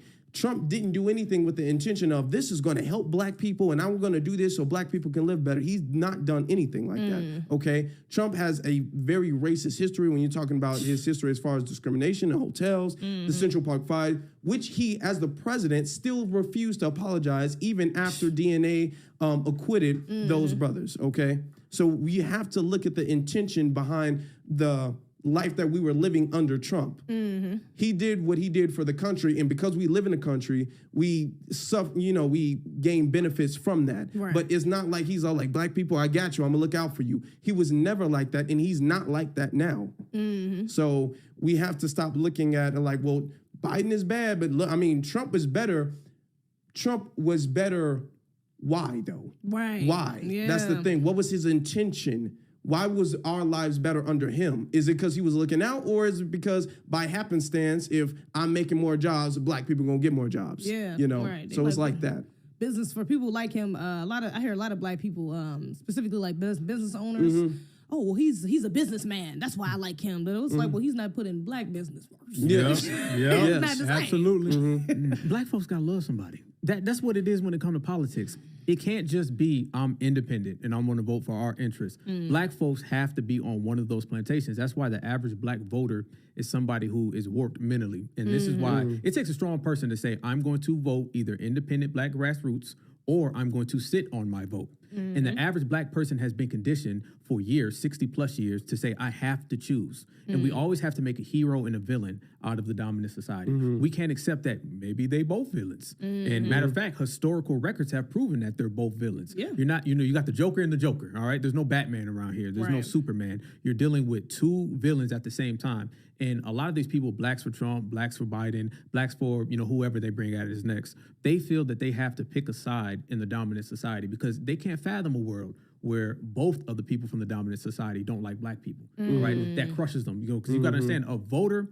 in a lot of ways, anybody who subscribes to the Democratic Party or the Republican Party, I always tell people, there's really no such thing as a black Democrat or a black Republican. You can go vote for them, okay? But when you go to their committees and their functions, your ass is a 5th, 6th, 7th class citizen, all right? So you can't really be one. A white person can be a Republican. A white person can be a Democrat. No black person can truly be one. You can't be accepted. You can come to the goddamn party all you want to, but your ass is going to be fixing the food, fixing the plates. You're going to be sitting in the front yard, and you're not going to be treated, the same. If you don't get treated equal amongst quote unquote family, then you ain't family. You're just a foreigner, right? So you can't really be a black Republican or a black Democrat. What you can be, the only thing that a black person on this planet can be, and that's black first. That's the only thing you can belong to and get real equal, opportunities. So these people who got to be pro this or pro that, these are just people who have to make, a hero and a villain so they can feel good at night and say, well, I didn't vote for the villain, I voted for the hero. And if you look, that's what politics has been for the last 60 years. One black person saying, this is my hero, the other saying, this is my villain, one saying, this is my plantation, and the other saying, that's the plantation. So if your plantation is red, or your plantation is blue, you're still on a plantation. So come on over to the black side. Another aspect of it too is, what we voting for, what we supposed to be voting for is resources, it's tangibles, is something that's actually going to help us as a community. That's what people, that's what other groups go vote for, know. They're looking for the person that's going to bring the most back to that community, you know? And on both sides, we don't really get offered tangibles from Republicans or Democrats, if we're being real. We got the Republicans who might say, well, close the borders, that's going to help more Americans get jobs. But that's not necessarily a tangible, Again, that's not even directly for us, it's for Americans, it's for everybody. Their main concern is really non-black Americans, you know what I'm saying? And helping them out in getting jobs and things of that nature and keeping Americans working for themselves. And then on the other side, you got the of course, all of the symbolic BS that Democrats come out, which is, the Black Lives Matters and the, Emmett Till statues, George Floyd statues. Come on, we haven't been getting anything tangible coming back to our communities, True. And so that's why we're seeing this new push from people like us who's fighting back against it, because now it's like, well, what the hell are we voting for, There's a new thing, no tangible, no vote. Because one of the things that they would do is us specifically, as foundational Black Americans, we're the most guilt-tripped person. We're the most, y'all should feel so bad. Why don't y'all do this? Y'all supposed to be the heroes of the world. Y'all supposed to be this. Now, when it comes to politics, we get guilt-tripped a lot when it comes to, your people died for you to have the right to vote. Your people did die for you to have the right to vote or whatever the case is. So you got to vote, because it would be disrespectful to your people if you don't vote, right? You have to vote. But the thing is that why was voting so important for them back then? You have to really think about, okay, when I've gotten into debates about that, why was that so important for them? That's because voting brought tangibles. Voting was, you're voting for the person who's going to decipher where the resources go. Okay, what community is the resource going to go? Is the funding going to go to the school? Is the funding going to go to the street? Is the funding going to go here or here? That's why you vote. And voting back then, you were voting for certain people who are going to put forth resources, going to put forth tangibles, going to make jobs or opportunities and stuff for Black people. Now, all of that's been stripped. And now they're all like, well, he still did die for you to vote, so you just vote off of principle. No other group of people are voting off of the principle or morality of voting. They're voting specifically off of the business mindset of, I'm doing this for my people to get some type of resources or to get some type of policy, legislation, something. It's only us that's like, your people died for you to have the right to vote. I would say this, if our people died for us to have a certain job and we can work that job, but they're like, okay, you can work this job, but we're not going to pay you. You can still come and work, but we're not going to give you any money. People be all like, no, I'm not going to work this. I know my people died for us to get this job, but I'm not going to work here if I'm not getting anything out of it. Right. That's the same way with politics. Yeah, our people did die, but they were getting some. We're not, so we're not going to vote. Right, that's a fact. No tangibles, no vote. I love that. I love I love the terminologies. If you look at it, we're getting to the age now where we replace all those old words and vote blue no matter who and all those terms. And we brought in new terms that are more indicative of what we do. I always tell people it's about misrepresentation, miseducation, and misdirection. And one of those three, or all those three, are what they're going to always do to us as Black voters in America. So the no tangibles, no vote. I don't want to say policy, but that belief, that approach, that literally strikes fear in the Democrats and the Republicans as well. To your point, brother, where these blacks for Trump, that go for y'all too. Okay, that go for everybody. It's no tangibles, no vote, and it doesn't matter who you're voting for. If you are not providing policies for certified foundational Black Americans, we're just not going to rock with you, point blank, period. And everybody else does it. I always tell people, nobody's upset when we do it. They're just mad that we're to the party now. Because when when they was in the party and they was throwing food all over the place and hitting the damn pinata and stuff, it was okay. It's when foundational Black Americans start to practice the same thing that everybody else practices. So when we come in and we say no tangibles, no vote, we're going to do for self, we're going to be independent and Black grassroots, now all of a sudden it's a dreaded thing, right? Now all of a sudden it's a bad deal. And I'm of the belief and of the onus is find out what pisses off the dominant society and do it. I love it. No, for real. And I'm glad you brought up us specifically too. You know, we're always our focus is foundational Black Americans, African Americans, freedmen, however you want to put it. Okay, but we should be the center focus. You know, Yes, for our political gains, for any type of political moves, social moves, in every aspect. To be honest, we should be at the center, at the focus. Now, I just want to touch on that too, though, because they do, again, they're bringing in all these immigrants. They got all of these, really, I want to say, misrepresentatives on both sides for us. And we have, you know, people that has Caribbean backgrounds. You know, they have, their lineage goes back to first, second generation immigrants. They're cosplaying as Black Americans. You know, they don't want to really want to expose where their family is from. And that's because they're trying to cover up the fact that they're not really connected to us. They're not really from here, you know? And that's where they're able to use them. But, you know, it's a big misconception with us. You know, everybody try to put on us that we all African. You know what I'm saying? Like, why does it even matter? We're all Black, right? We're all come from Africa. You know, what's the big deal? You know, not even, and they skipping over the fact that many of us was already here, man. We've been here. You know, I don't know about y'all, but I know my granddaddy was Cherokee. I got an aunt that was Blackfoot. You know what I'm saying? Like, I know for sure I got lineage to natives that were already here. Like, my family been here. You know what I'm saying? Well, but have y'all family been? Y'all know about anything? My mother used to tell us all the time that we were part Indian. If you get her on that story about us being natives, she won't stop. You know, I love you, Mom, but she will just keep going. And we were here.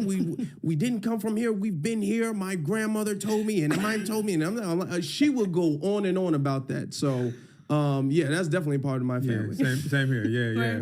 My brother was actually tracing us all the way back to, he got us to like the early 1700s. He was going, you know, further and further, you know what I'm saying? So, yeah, we've all been told that, you know, it's no coincidence, right? Like, we could all sit here, and didn't I say earlier, our grandparents would sit there, you know, and they would talk to each other like they knew each other, right? So the very fact that we all can share that, you know, ain't nobody just making that up now. It ain't no big coincidence that we all got that in us now. Come on, You know, so the facts are finally getting out there, but it's based on us doing it, so yeah. Exactly. You know, that's been a running joke. You know, Black people be like, you know, I got that good head because I got a little Indian in my family. You know, like that's been a running joke for Black people for a long time. Right. Even every joke even really has, you know, some truth in it. Honestly, most jokes stem from some sort of truth.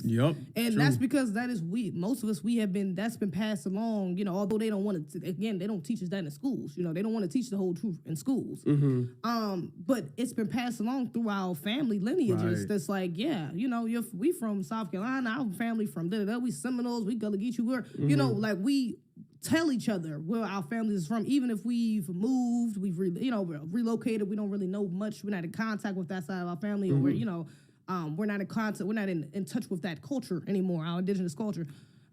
We still know, you know, and it's like, you're not about to gaslight a whole group of people and tell us we ain't from where we from. Okay? You're not about to tell me where the hell I'm from. No. Okay? I'm gonna believe my granddaddy every day, or my parents every time over anybody else. Okay. Yes. We would know the best. But that brings me, you know, that should bring us to, of course, I mean, how could we not bring it up? Reparations. Okay? Let's go. They trying to water down the reparations movement, y'all. They are not trying to give us our reparations, okay? And they trying to, one of the major things they're using, forms of propaganda they're using is, we're all Black. We all deserve reparations. We all should get a piece of the pie. My family been here since the 80s. We've been here since the 60s. Why can't we get reparations? Cut the check. We're coming to get our check. It's the reparations era. Everybody's got to understand that this is the reparations in the lineage era. The same way you have prohibition, you know, Civil War, all these different eras, okay? I always tell people you have the indigenous era, then you have slavery, then you have Reconstruction, civil rights, and now you have the reparations lineage era. And they're spoken simultaneously, right? You can't speak of one without the other. And we're all a part of it, and that's a fascinating, phenomenal thing, and I'm proud to be a part of it, right? So this is the reparations era, and they're going to try to throw every single thing at us. They don't like broke Black Americans, okay? So when you add trillions of dollars to Black Americans, then they get real scared, right? I mean, look what we've done when they try to keep us away from the money. So all those people out there saying we're going to take the money and go do this and that with it, the dominant society is not worried about all 50 million of us getting reparations. They're worried with about 200 of us getting it, okay? Because that's all it takes, right? We're going to do the same thing with our reparations money like we did with the country. We're going to flip it. We flipped the country. All right, so trust me, we're gonna flip some reparations checks. Oh, for sure. And we're gonna get our reparations. And all these people who have been coming in and they've been throwing at us, we've been handling them. You know, they're to the point where they're calling up Twitter Spaces and stuff. As a matter of fact, me and you we kind of crashed a non-FBA reparations. Yeah, a little sabotage event. You know? We kind of came in there and did some straightening. You As know? you should. They still mad at Afro right now, man. You know, they still mad at bro. So, and then, you know. They're like, I'll see you back in Chicago. Yeah, they was waiting on you, bro. You get off the plane and stuff. The lady from California, she was there. So, you know, that was a collection of off-code FBA people, okay, because we do have people of the lineage who are off-code, all right, homegrown coons, and then you have, you know, foreign coons. And when you put them together, you have people that have been trying to stifle our reparations claim. But I've noticed that the more they try to stop our reparations, the stronger we're getting. Yeah. And they're really right now on 4-5. They tried to get in on our reparations committees, and then we said no. They said, we're all black, brother, then we said no. Then they just like circled around the neighborhood, came back again, and you know what I'm saying, I'm black, brother, nope, your ass is here again, go back, all right? So they keep coming around, and they keep trying to stifle what we've got.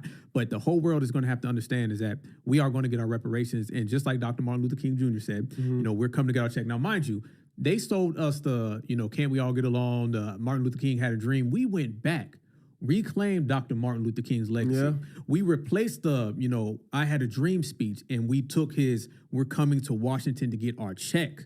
And that shows you right there that we can not only take what the dominant society does, reject it, and remove it, we can actually reclaim our foundational Black American legends and get our reparations movement moving in the same time. So this reparations lineage era is powerful, and we got to expect ops to come, but we already know we're going to do the same thing we've always done to every op. We're going to run them off the block, out the paint, and eventually they're going to have to cut that check. One of the things about the reparations movement and why it's been progressing so fast within the last few years or so, you know, 10, 15 years ago, reparations was not no national news. Presidents, candidates, they were not talking about nobody was talking about reparations on like a mainstream level. Now they are. Now every single candidate has spoken on reparations to some degree, whether they've agreed to mix nothing burger or whether they said no. They've spoken to it to some degree, you know, and that's because we've gained a sense of fearlessness when it comes to our people, okay? Back before when Dr. Claude, when he was talking about reparations, and shout out to Dr. Claude Anderson, when he was talking about reparations, it scared a lot of Black people. It was like, no, you're gonna make them mad. You're gonna don't make the white man mad. We have to get in and have a seat at the table and try to get in and sneak our way into reparations. Right. And we have to understand there's a cause and effect to that. You know what I'm saying? Now, Dr. Anderson, he was well before his time. His message was well before his time, but it's resonating now. And the cause is they'll put a whole bunch of Black faces in politics and be all like, you see, you guys, you have your first Black mayor, your first Black governor, Obama, your first Black president, you know, you're getting better. And what they do that to say, okay, things are changing, things are getting better, you know, and when we see Obama not do anything for Black people at all, and everybody else gets something, and we suffer under him, or we suffer under this Black mayor or this Black governor and everything like that, then we've essentially lost that, seat at the table nonsense. Now you don't see Black people talking about, we need a seat at the table. Now, F the table, you know what I'm saying? Yeah. We coming to get the check. You know, we understand it's gonna make white people mad. We understand it's gonna make them mad. We don't give a damn about making them mad. And that's why we've been moving and progressing so fast, because we don't care about making anybody else upset. Yeah, that's a fact. And then not only that, they will use that as a... It's really nonsensical, you know, but they will use that as a ploy to be like, oh, well, look, you had a Black president, look what he did, you know, you guys voted for him, like it's really y'all fault. Y'all not getting anywhere, you know, you're not doing enough, or the people that you're voting for and it's like, y'all are putting these people in position to do this. Yo, you know who these people are, you know what I'm saying? Like of course, a lot of our people have been tricked by the false propaganda they use, and you know them trying to yes we can, you know, the slogans and the symbolism that they use. Very easy for us to get tricked, but a lot, you know, these people are strategic. You know, the dominant society, they are very strategic, you know, and they know exactly who to use to get their point across, you know, to get their agenda done. And I'm glad you brought up Obama specifically, because there was a lot of Black men a lot of black men actually that were killed under the Obama administration. You know, that was like the start of like Mike Brown and what's the other brother name? Trayvon Martin. Yep. You know, it was a lot of situations that happened under his administration, you know, which he really didn't do anything about. And so that aspect of the game is a huge part of should be a huge part of our political awareness as well, is knowing our protections, you know, what protections we need. And protecting ourselves, okay? Because police is really another form. It's just another weapon, another tool, another sanction of white supremacy that has always been used against us. We know that. We know the history of police brutality, police in general, in the black community. You know, why we're not, we've never gotten along. You know what I'm saying? But they've always attacked us. And a part of that is us knowing how to protect ourselves, us policing ourselves. You know, we just had our brother, Otha Wallace, shout out to Otha Wallace, Otha.org, donate to the brother. He recently just got off trial, you know, and they tried to give him the death penalty, okay, for defending himself. The police officer really was harassing him, had no reason to be over there, just harassing his brother, you know. And you know, we're not gonna get into the grimy details, but the police officer ended up getting shot in the head, you know, and our brother is still alive to this day, thank God. And although they didn't get him for the death penalty, he was still found guilty for, what was it, manslaughter? Manslaughter and a gun charge. You know. But even cases like that, we have to examine and we have to push up, because we got too many Mike Browns. We got too many George Floyds. There's too many brothers that have encountered the police and tried not to defend themselves, or tried to defend themselves in the, you know, the most safest way possible, which you would think, and still end up losing their lives, you know. The importance of us knowing to protect ourselves against anybody, not just the average white person or average white supremacist walking down the street, but even these white supremacists that are empowered, you know, or in positions of power, attacking us. That is essential for our survival. It's essential, especially for y'all. You know, when it comes to protecting ourselves, we have to understand nobody's going to protect you like you, okay? No one's going to care for you like you. No one's going to love yourself like you love yourself.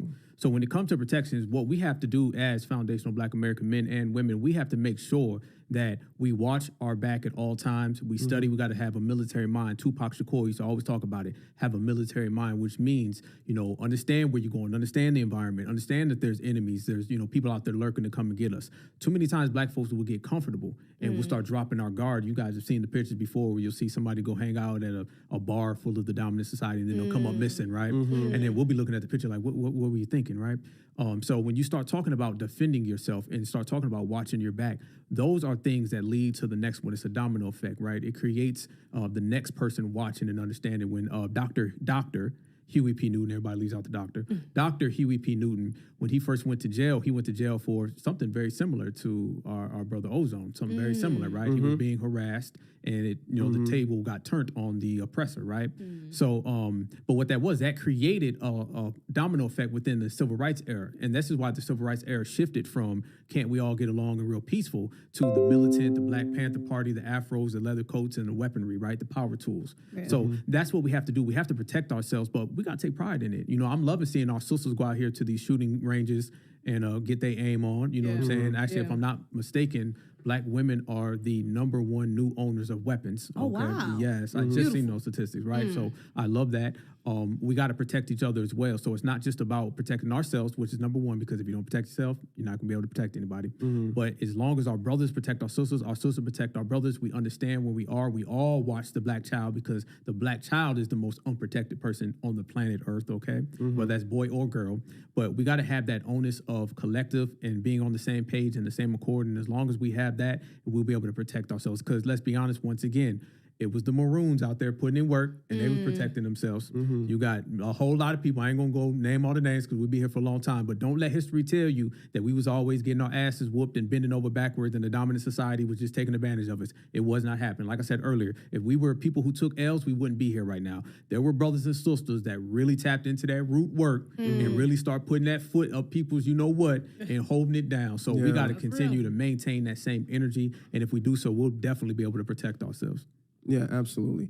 And as far as protecting yourself, A lot of times that goes with having situational awareness, and a lot of times that goes with just knowing where you are and being prepared for the situation. Yeah. You know, you protect yourself before you get into an altercation. You know, you put your seatbelt on before you start driving. You don't drive and then in the middle of driving put your seatbelt on. You have that protection before going into that because you don't know when certain things are going to happen. Right. When Dylan Roof, when he had that massacre at the church, there was, a lot of people might not know this, but there was somebody who tried to replicate that by going into a black church, but the black church wouldn't let him in. You know what I'm saying? And then he went to, I think it was a Walmart or a grocery store. He killed 2 other black people instead of like 10 black people. You know what I'm saying? And that's the, unfortunate that the brothers had died at the grocery store, but it wasn't 10. You know, at a church or anything like that. Right. And that's because black people are starting to get to a point where, okay, we need to stop letting our guard down. They let their guard down when it came to Dylan Roof. And now the other black church were like, okay, we're not letting our guard down anymore. There's a lot of things where these shooters and all that stuff, even police officers, if we're going to be very honest, even police officers, they'll do stuff if they feel like ain't nobody looking, ain't nobody watching. You know what I'm saying? But now when we get to a point where you get pulled over or somebody gets pulled over, and a crowd of people is recording, the police officer's like, yeah, damn, I can't really do anything like this. There's certain cases where I see a black person get pulled over, I stop just to kind of watch, like the Black Panther Party used to do. I kind of like, you know, just in case there's some bullshit going. Oh shit, was we not supposed to curse? Nah, I thought it was fine curse. I was about to say curse a couple times. Yeah. Okay, we should be all right. We're gonna start that over. Okay. Black Panther Party. Okay. With the Black Panther Party, I learned that that's something, the situational awareness in the community looking out for each other, not just against the average white supremacists, but even against the police itself. Like, hey, we're policing you policing, okay? Right. So if you try something, we're gonna see it, you know what I'm saying? That deters them because they're cowards on the inside. And a lot of what they do, they try to do it with nobody around, with no consequences at all. If there are black people who will show, hey, there's going to be some consequences, you know, that's going to deter a lot of that. And a lot of that starts with just being ready, okay? Absolutely. Yeah, absolutely. And, you know, like you said, I'm glad you brought that up, is being ready, because even training, you know, we was just talking about exercising and things of that nature. But a part of the reason why you need to do that is because you shouldn't just look at it just for your health, even if you're not going to look at it for that, but look at it for your protection, you know, and not just for your protection, for your family, for your community. You know, you have to be ready for war. You know, we're already in a war, you know, but if it comes down to something physical, you're going to need that stamina. You're going to need that strength. You're going to need, you know what I'm saying? You're going to need to know how to fight, you know, how to shoot, you know, even know how to hunt if the grid go down. You know, so those sort of things are important. You know, that's a necessity for not just men, but for all of us to know that we have to know how to protect ourselves. You know, literally. You know, we're the only people that's going to do it, because the damn sure ain't gonna be nobody else. Now we can't have this conversation as well. We can't have this conversation without bringing up one of the most important aspects of our culture, for our livelihood, for our survival, is businesses. You know, doing for self, working for ourselves, providing for ourselves.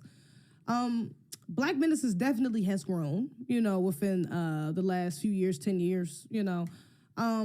And so we see a lot of that, you know, especially because we have social media, internet is so, we can create businesses just online. You know, you got, shout out to brother Ben X, you know, he talks about a lot about digital real estate, you know, so it's a lot easier for people to acquire wealth without having to lean on the dominant society, you know, and even if we have to use some of the devices like the internet, because I ain't out shit, you know, social media, these apps, most of that's not ours. We're still able to gain a sense of independence from it, you know, because we don't have to literally go into a corporate job. We don't have to walk into a non-black business and work, you know, we can just get our money right from ourselves, you know. Even if we got to cut them a little bit of percentage, we're still getting it ourselves. You know, I believe that this is the reparations era, this is the lineage era, the black business era, the black love era. I mean, every element of our society we've taken to another notch. I believe that we've done more in the last 5 years than they did in the last 50. That's no disrespect to the past. You know, we stand on their shoulders. Without them, we wouldn't be doing what we're doing. So it's collective. But we got to celebrate our damn selves in the process, right? I'm seeing little black kids with lemonade stands, okay? Real ones too, right? I ain't even talking about some ice and stuff. I'm talking about they got sophisticated lemonade stands. Young black boys and girls have shirt companies. They're out there printing shirts. And that's that entrepreneurship that has been taught and, you know, brought to our youth, and our youth are taking it to another level. And that's the most beautiful thing. So when you see, you know, our sisters out here getting money, our brothers out here getting money, and then they're passing it down to the kids, and the kids are out here getting money, that shows you that we got a very, very bright future. Our future is very bright. And what I love the most right now, what we're doing in terms of black businesses, we're operating from an independent aspect opposed to going to the dominant society, right? We're not needing to be sponsored anymore. And we have no business needing to be sponsored, not in this era. This is not the 80s or the 70s, right? This is the era where you can always have that wild card in your pocket. You can pull it out. You can go from a millionaire overnight. Or you can slow grind yourself. Whatever it is you choose to do, you have financial literacy. I hate when people say, well, we can't give y'all reparations because of financial literacy. Black people are the most financial literate people because a lot of times finances determine whether we eat tonight, right? That's true. You can't tell a hustler, okay, how to count his money, right? So we've been hustling hard, our brothers and sisters, as well as our kids, from the lemonade stand to the clothing shop, all the way up to these stores that are popping up in every community. We're getting to the point where a lot of these, you know, non-foundational black American people that sell that poison in our community, we're going to get to the point where they're not going to be around anymore. And all the grants that the dominant society gives them, all the money, all the loans, the stimulus package that they receive aren't going to mean anything when we build our own businesses through independent, you know, intellectual properties, and we support each other. So therefore, that's the whole collective. That's the trifecta. You got the business, you got the brothers and sisters who promote it. And with that said, Mr. Jorge, Mr. Muhammad, Mr. Mutombo, they're going to have to go find another neighborhood to go sell their junk.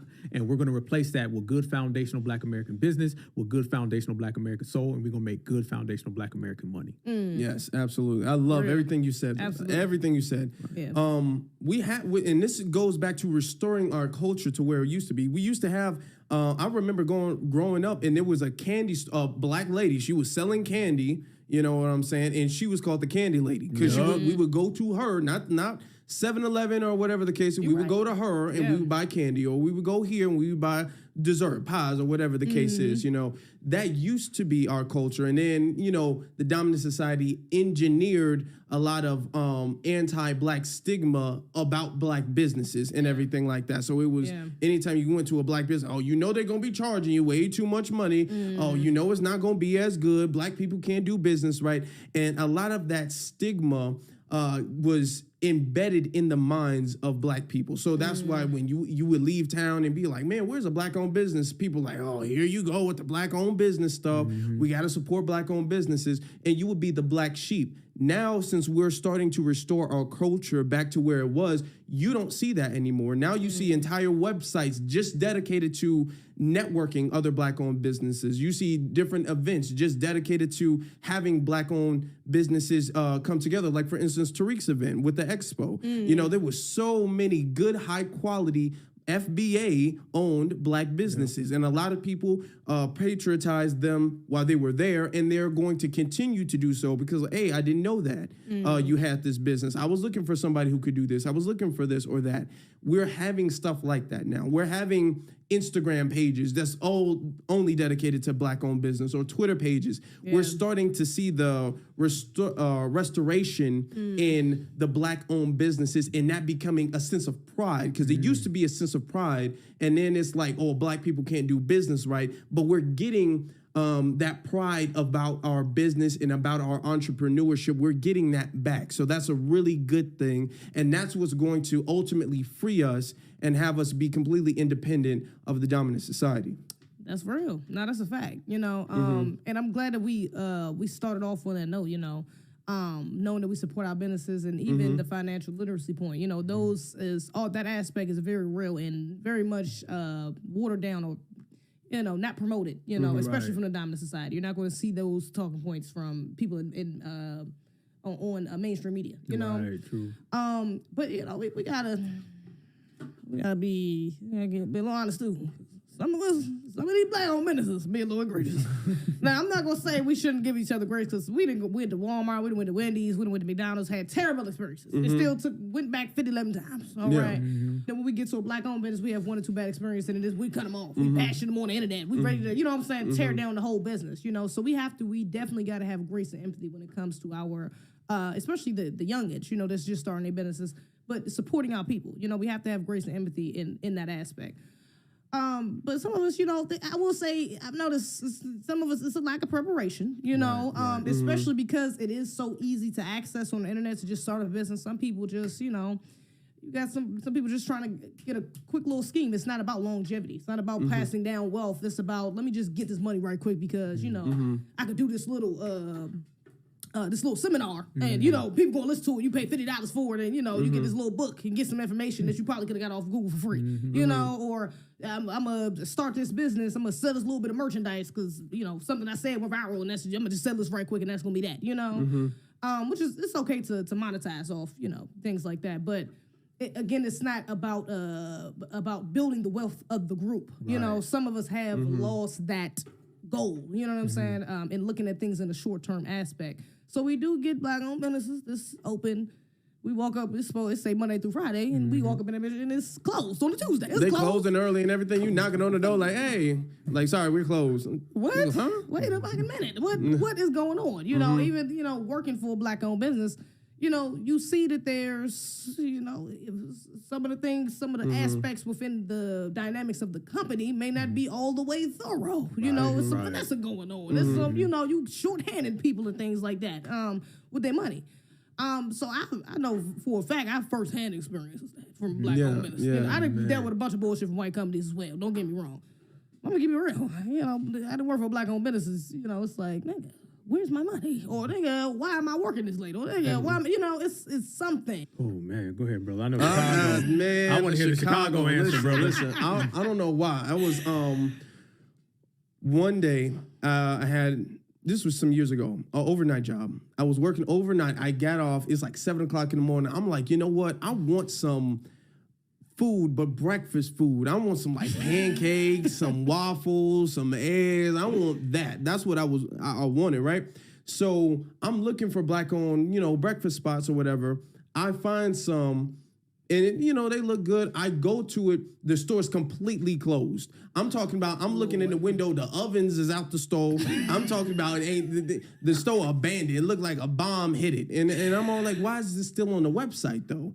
You know what I'm saying? I go to another place that said that they were open. And I'm like, sorry, we're closed today and tomorrow. I'm all like, but the website says that you guys were open. You're not doing everything completely thorough. I've gone to a lot of different businesses, and what's on the website is different from what you see when you get there. You know what I'm saying? There's a certain food item on the website. I had an experience with that. A certain food item on the website, when you get there, oh, we don't sell that anymore. Okay, well, if you don't sell it anymore, you need to take that off your menu because that's what I came here for. You know what I'm saying? And just be as black first as I am, me being me, I would still I'm like, if you can't get that, let me get this then. You know what I'm saying? Instead of leaving. But most people would have just left. Most people don't want to compromise on what they wanted to eat just to support a black-owned business. So there are some black-owned businesses that need to understand that you do have a negative stigma just by being a black-owned business alone. Right. So everything you do has to be thorough. And when you mess up and when you're half-assed, when you're amateur, when you don't do things all the way, when you coming late, you know what I'm saying? Because a lot of entrepreneurs, black entrepreneurs, love them to death, but they be showing up late, leaving early, don't finish the job. I've done that. So, brother, like, come on. Yeah. We had a situation today, okay? We had a situation. You know, but that's the, Lord. That's the thing. You got to be thorough with your business. You know what I'm saying? You got to be thorough. Oh man. All right. So being down south in the deep south, you know what I'm saying, Savannah, Georgia, deep south, a lot of the black-owned businesses down there have been around for eons. Okay, and they're real mom and pop places, right? Nice. So those businesses have been around so long, they operate a little differently than some of my people back home in like Ohio or whatnot, or Chicago, or you know what I'm saying, New York. You know what I'm saying? So But what I will say is this: anybody who has a black-owned business, this goes for the owner and the consumer. Don't do something with a black person you wouldn't do with the dominant society. Okay, don't come in there talking about these prices is too high, but you won't say that at Walmart. Right. Yeah. You know, don't be telling people you buy, you go type shit. You know what I'm saying? But you wouldn't say that to the dominant society when they walked in. As long as we operate on that level, we'll be good. So that goes for any black business, no matter where you are. Whether that's in the South, the Midwest, the East Coast, or the West Coast. We got to maintain the same type of independence and practice the same type of way we are with everybody else. That way our dollar will circulate throughout the community and we will be able to bring it back home. But you can't get it that way when the owner is acting different to the consumer. And then the consumer is acting different to the owner. And then y'all don't even get together and y'all already ended it before it started. So in terms of black businesses, stay doing what you do, but do it black independent first, and that goes from top to bottom. Yeah, just to add on that for a second, we have to have ethnic code of conduct that other people have. Absolutely. I have never, ever, ever seen an Asian get on his phone and say he's not going to an Asian-owned business. I've never seen it. Even if he has a bad experience at a restaurant, he ain't gonna put it on blast. Right. He's not gonna make a tweet about it. We got black people all like, I can't believe they told me I can't be naked in this store. Well, like, you know what I'm saying? You got black people who do that. That's against the ethnic code of conduct that everybody else has. If they don't like a restaurant, they just not gonna go. Yep. They ain't gonna put it on blast. Right. Against their own people. Exactly. You know what I'm saying? So that's gotta stop. Yeah, it has to be.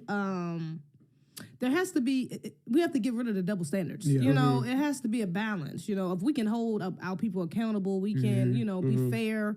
And again, still recognize the issues we have, but also, we got to recognize the issues we bring, just like you said, what was it, like a year ago, we had the sisters coming in half naked, sisters trying to drag one of the stores because they said you can't wear bonnets. It's like, you're not going to walk in Ruth Chris with a bonnet on. No. Why are you walking in my business with a bonnet on? It's like, just because we all black don't mean, and I understand why you're wearing it. I wear it too. Doesn't mean that I want you, coming in my business and, downplaying the look. It's an atmosphere that needs to be set. So we have to understand, if you're going to dress up for Ruth Chris and Eddie V's and all these other places, then you need to have that same respect when it comes to, if anything, more. You need to have even more respect for your own stuff, because you want to make sure that their image is representing not only their company, but the rest of our people as well. It's a black-owned business. A lot of the new thing is putting a sticker on the front that this is a black-owned business. So they know that this is black people are running it, black people are working in it, black people are going to patronize it the most. And so it's not just affecting their business or their company, but it's affecting all of us really in general. When we disrespect our brothers and sisters' businesses like that, we gotta have some couth, we gotta have some respect, we gotta have some love, for each other. And act like we really want people to succeed. We want our people to succeed. And doing that is just, coming in acting like you got some sense. Coming there and dressing correctly. Coming there and respecting the prices. Not like, oh, wow, $50 for this? Man. Yeah, what? $35? What? Let me borrow 10. Come on. Nigga, the joke is getting old. Okay, how many times I done heard that? Okay. Man. Relax. Oh, the price is the price, brother. You should have looked it up before you got up in here. Okay? Yes. So come on, act like you got some sense and support our businesses, man. Don't just try to put it all on them, of why they're not getting support. We bring some of these issues to our people, okay? But I think this was a wonderful conversation, y'all. Yes, indeed. I think this was beautiful. And we're doing this again, y'all. This ain't gonna be the last time. Oh no, for sure. We're gonna be back. We're gonna be back. Definitely thank y'all, for coming together with me to do this. For us, Afro, this was your idea, So thank you for even creating it and having me be a part of it. It's a blessing, course. But y'all make sure y'all follow me on social media. Okay. Follow my Instagram __ CFWM, Twitter Shata _ YouTube A to Z TV, baby. Look me up, follow me, okay, share all that. Afro Elite on all platforms, essentially, except Instagram. It's the Afro Elite on Instagram. So Afro Elite on YouTube, Afro Elite on Instagram, and Afro Elite on the Afro Elite on Twitter. I meant to say. So yeah, everything. All of and Afro Elite on TikTok. I'm gonna get on there eventually one of these days. I'm gonna come back. All of the above. First off, thank you, sister. Thank you, my brother. We finally got here to make it happen for the culture. This right here, we broke it down, all aspects of society. I believe we did a good job. Yeah. And, every time we speak, we try to make everybody proud. and we try to speak from a real, realistic logic aspect. Okay, no fantasies. But it's all about the culture. It's all about this era. It's all about reparations, our lineage, and just tackling the issues that plague us, but getting beyond them and actually getting some real justice and making everything happen. I've seen both of you guys go to work. This brother I've been up with on the phone until 3 a.m. making reparations petitions. You know what I'm saying? I seen you whoop everybody on FBA Jeopardy, including myself. True. You know what I'm saying? So we put in a lot of the work, man, but we do it for the people. So y'all follow me, Black Alpha Network. That's Black Alpha Net W1 on all platforms. And we're all going to continue to, bring that foundational Black American excellence. And we're all going to continue to represent the people real proudly. So I send everybody a certified salute. Every day, all day. B1, first of all. Black and make first? sure you, B1, yes. Make sure y'all share the stream, like it, and follow everybody on our platforms, all right? We appreciate y'all. And that's a wrap. For the culture. We're coming to get our check.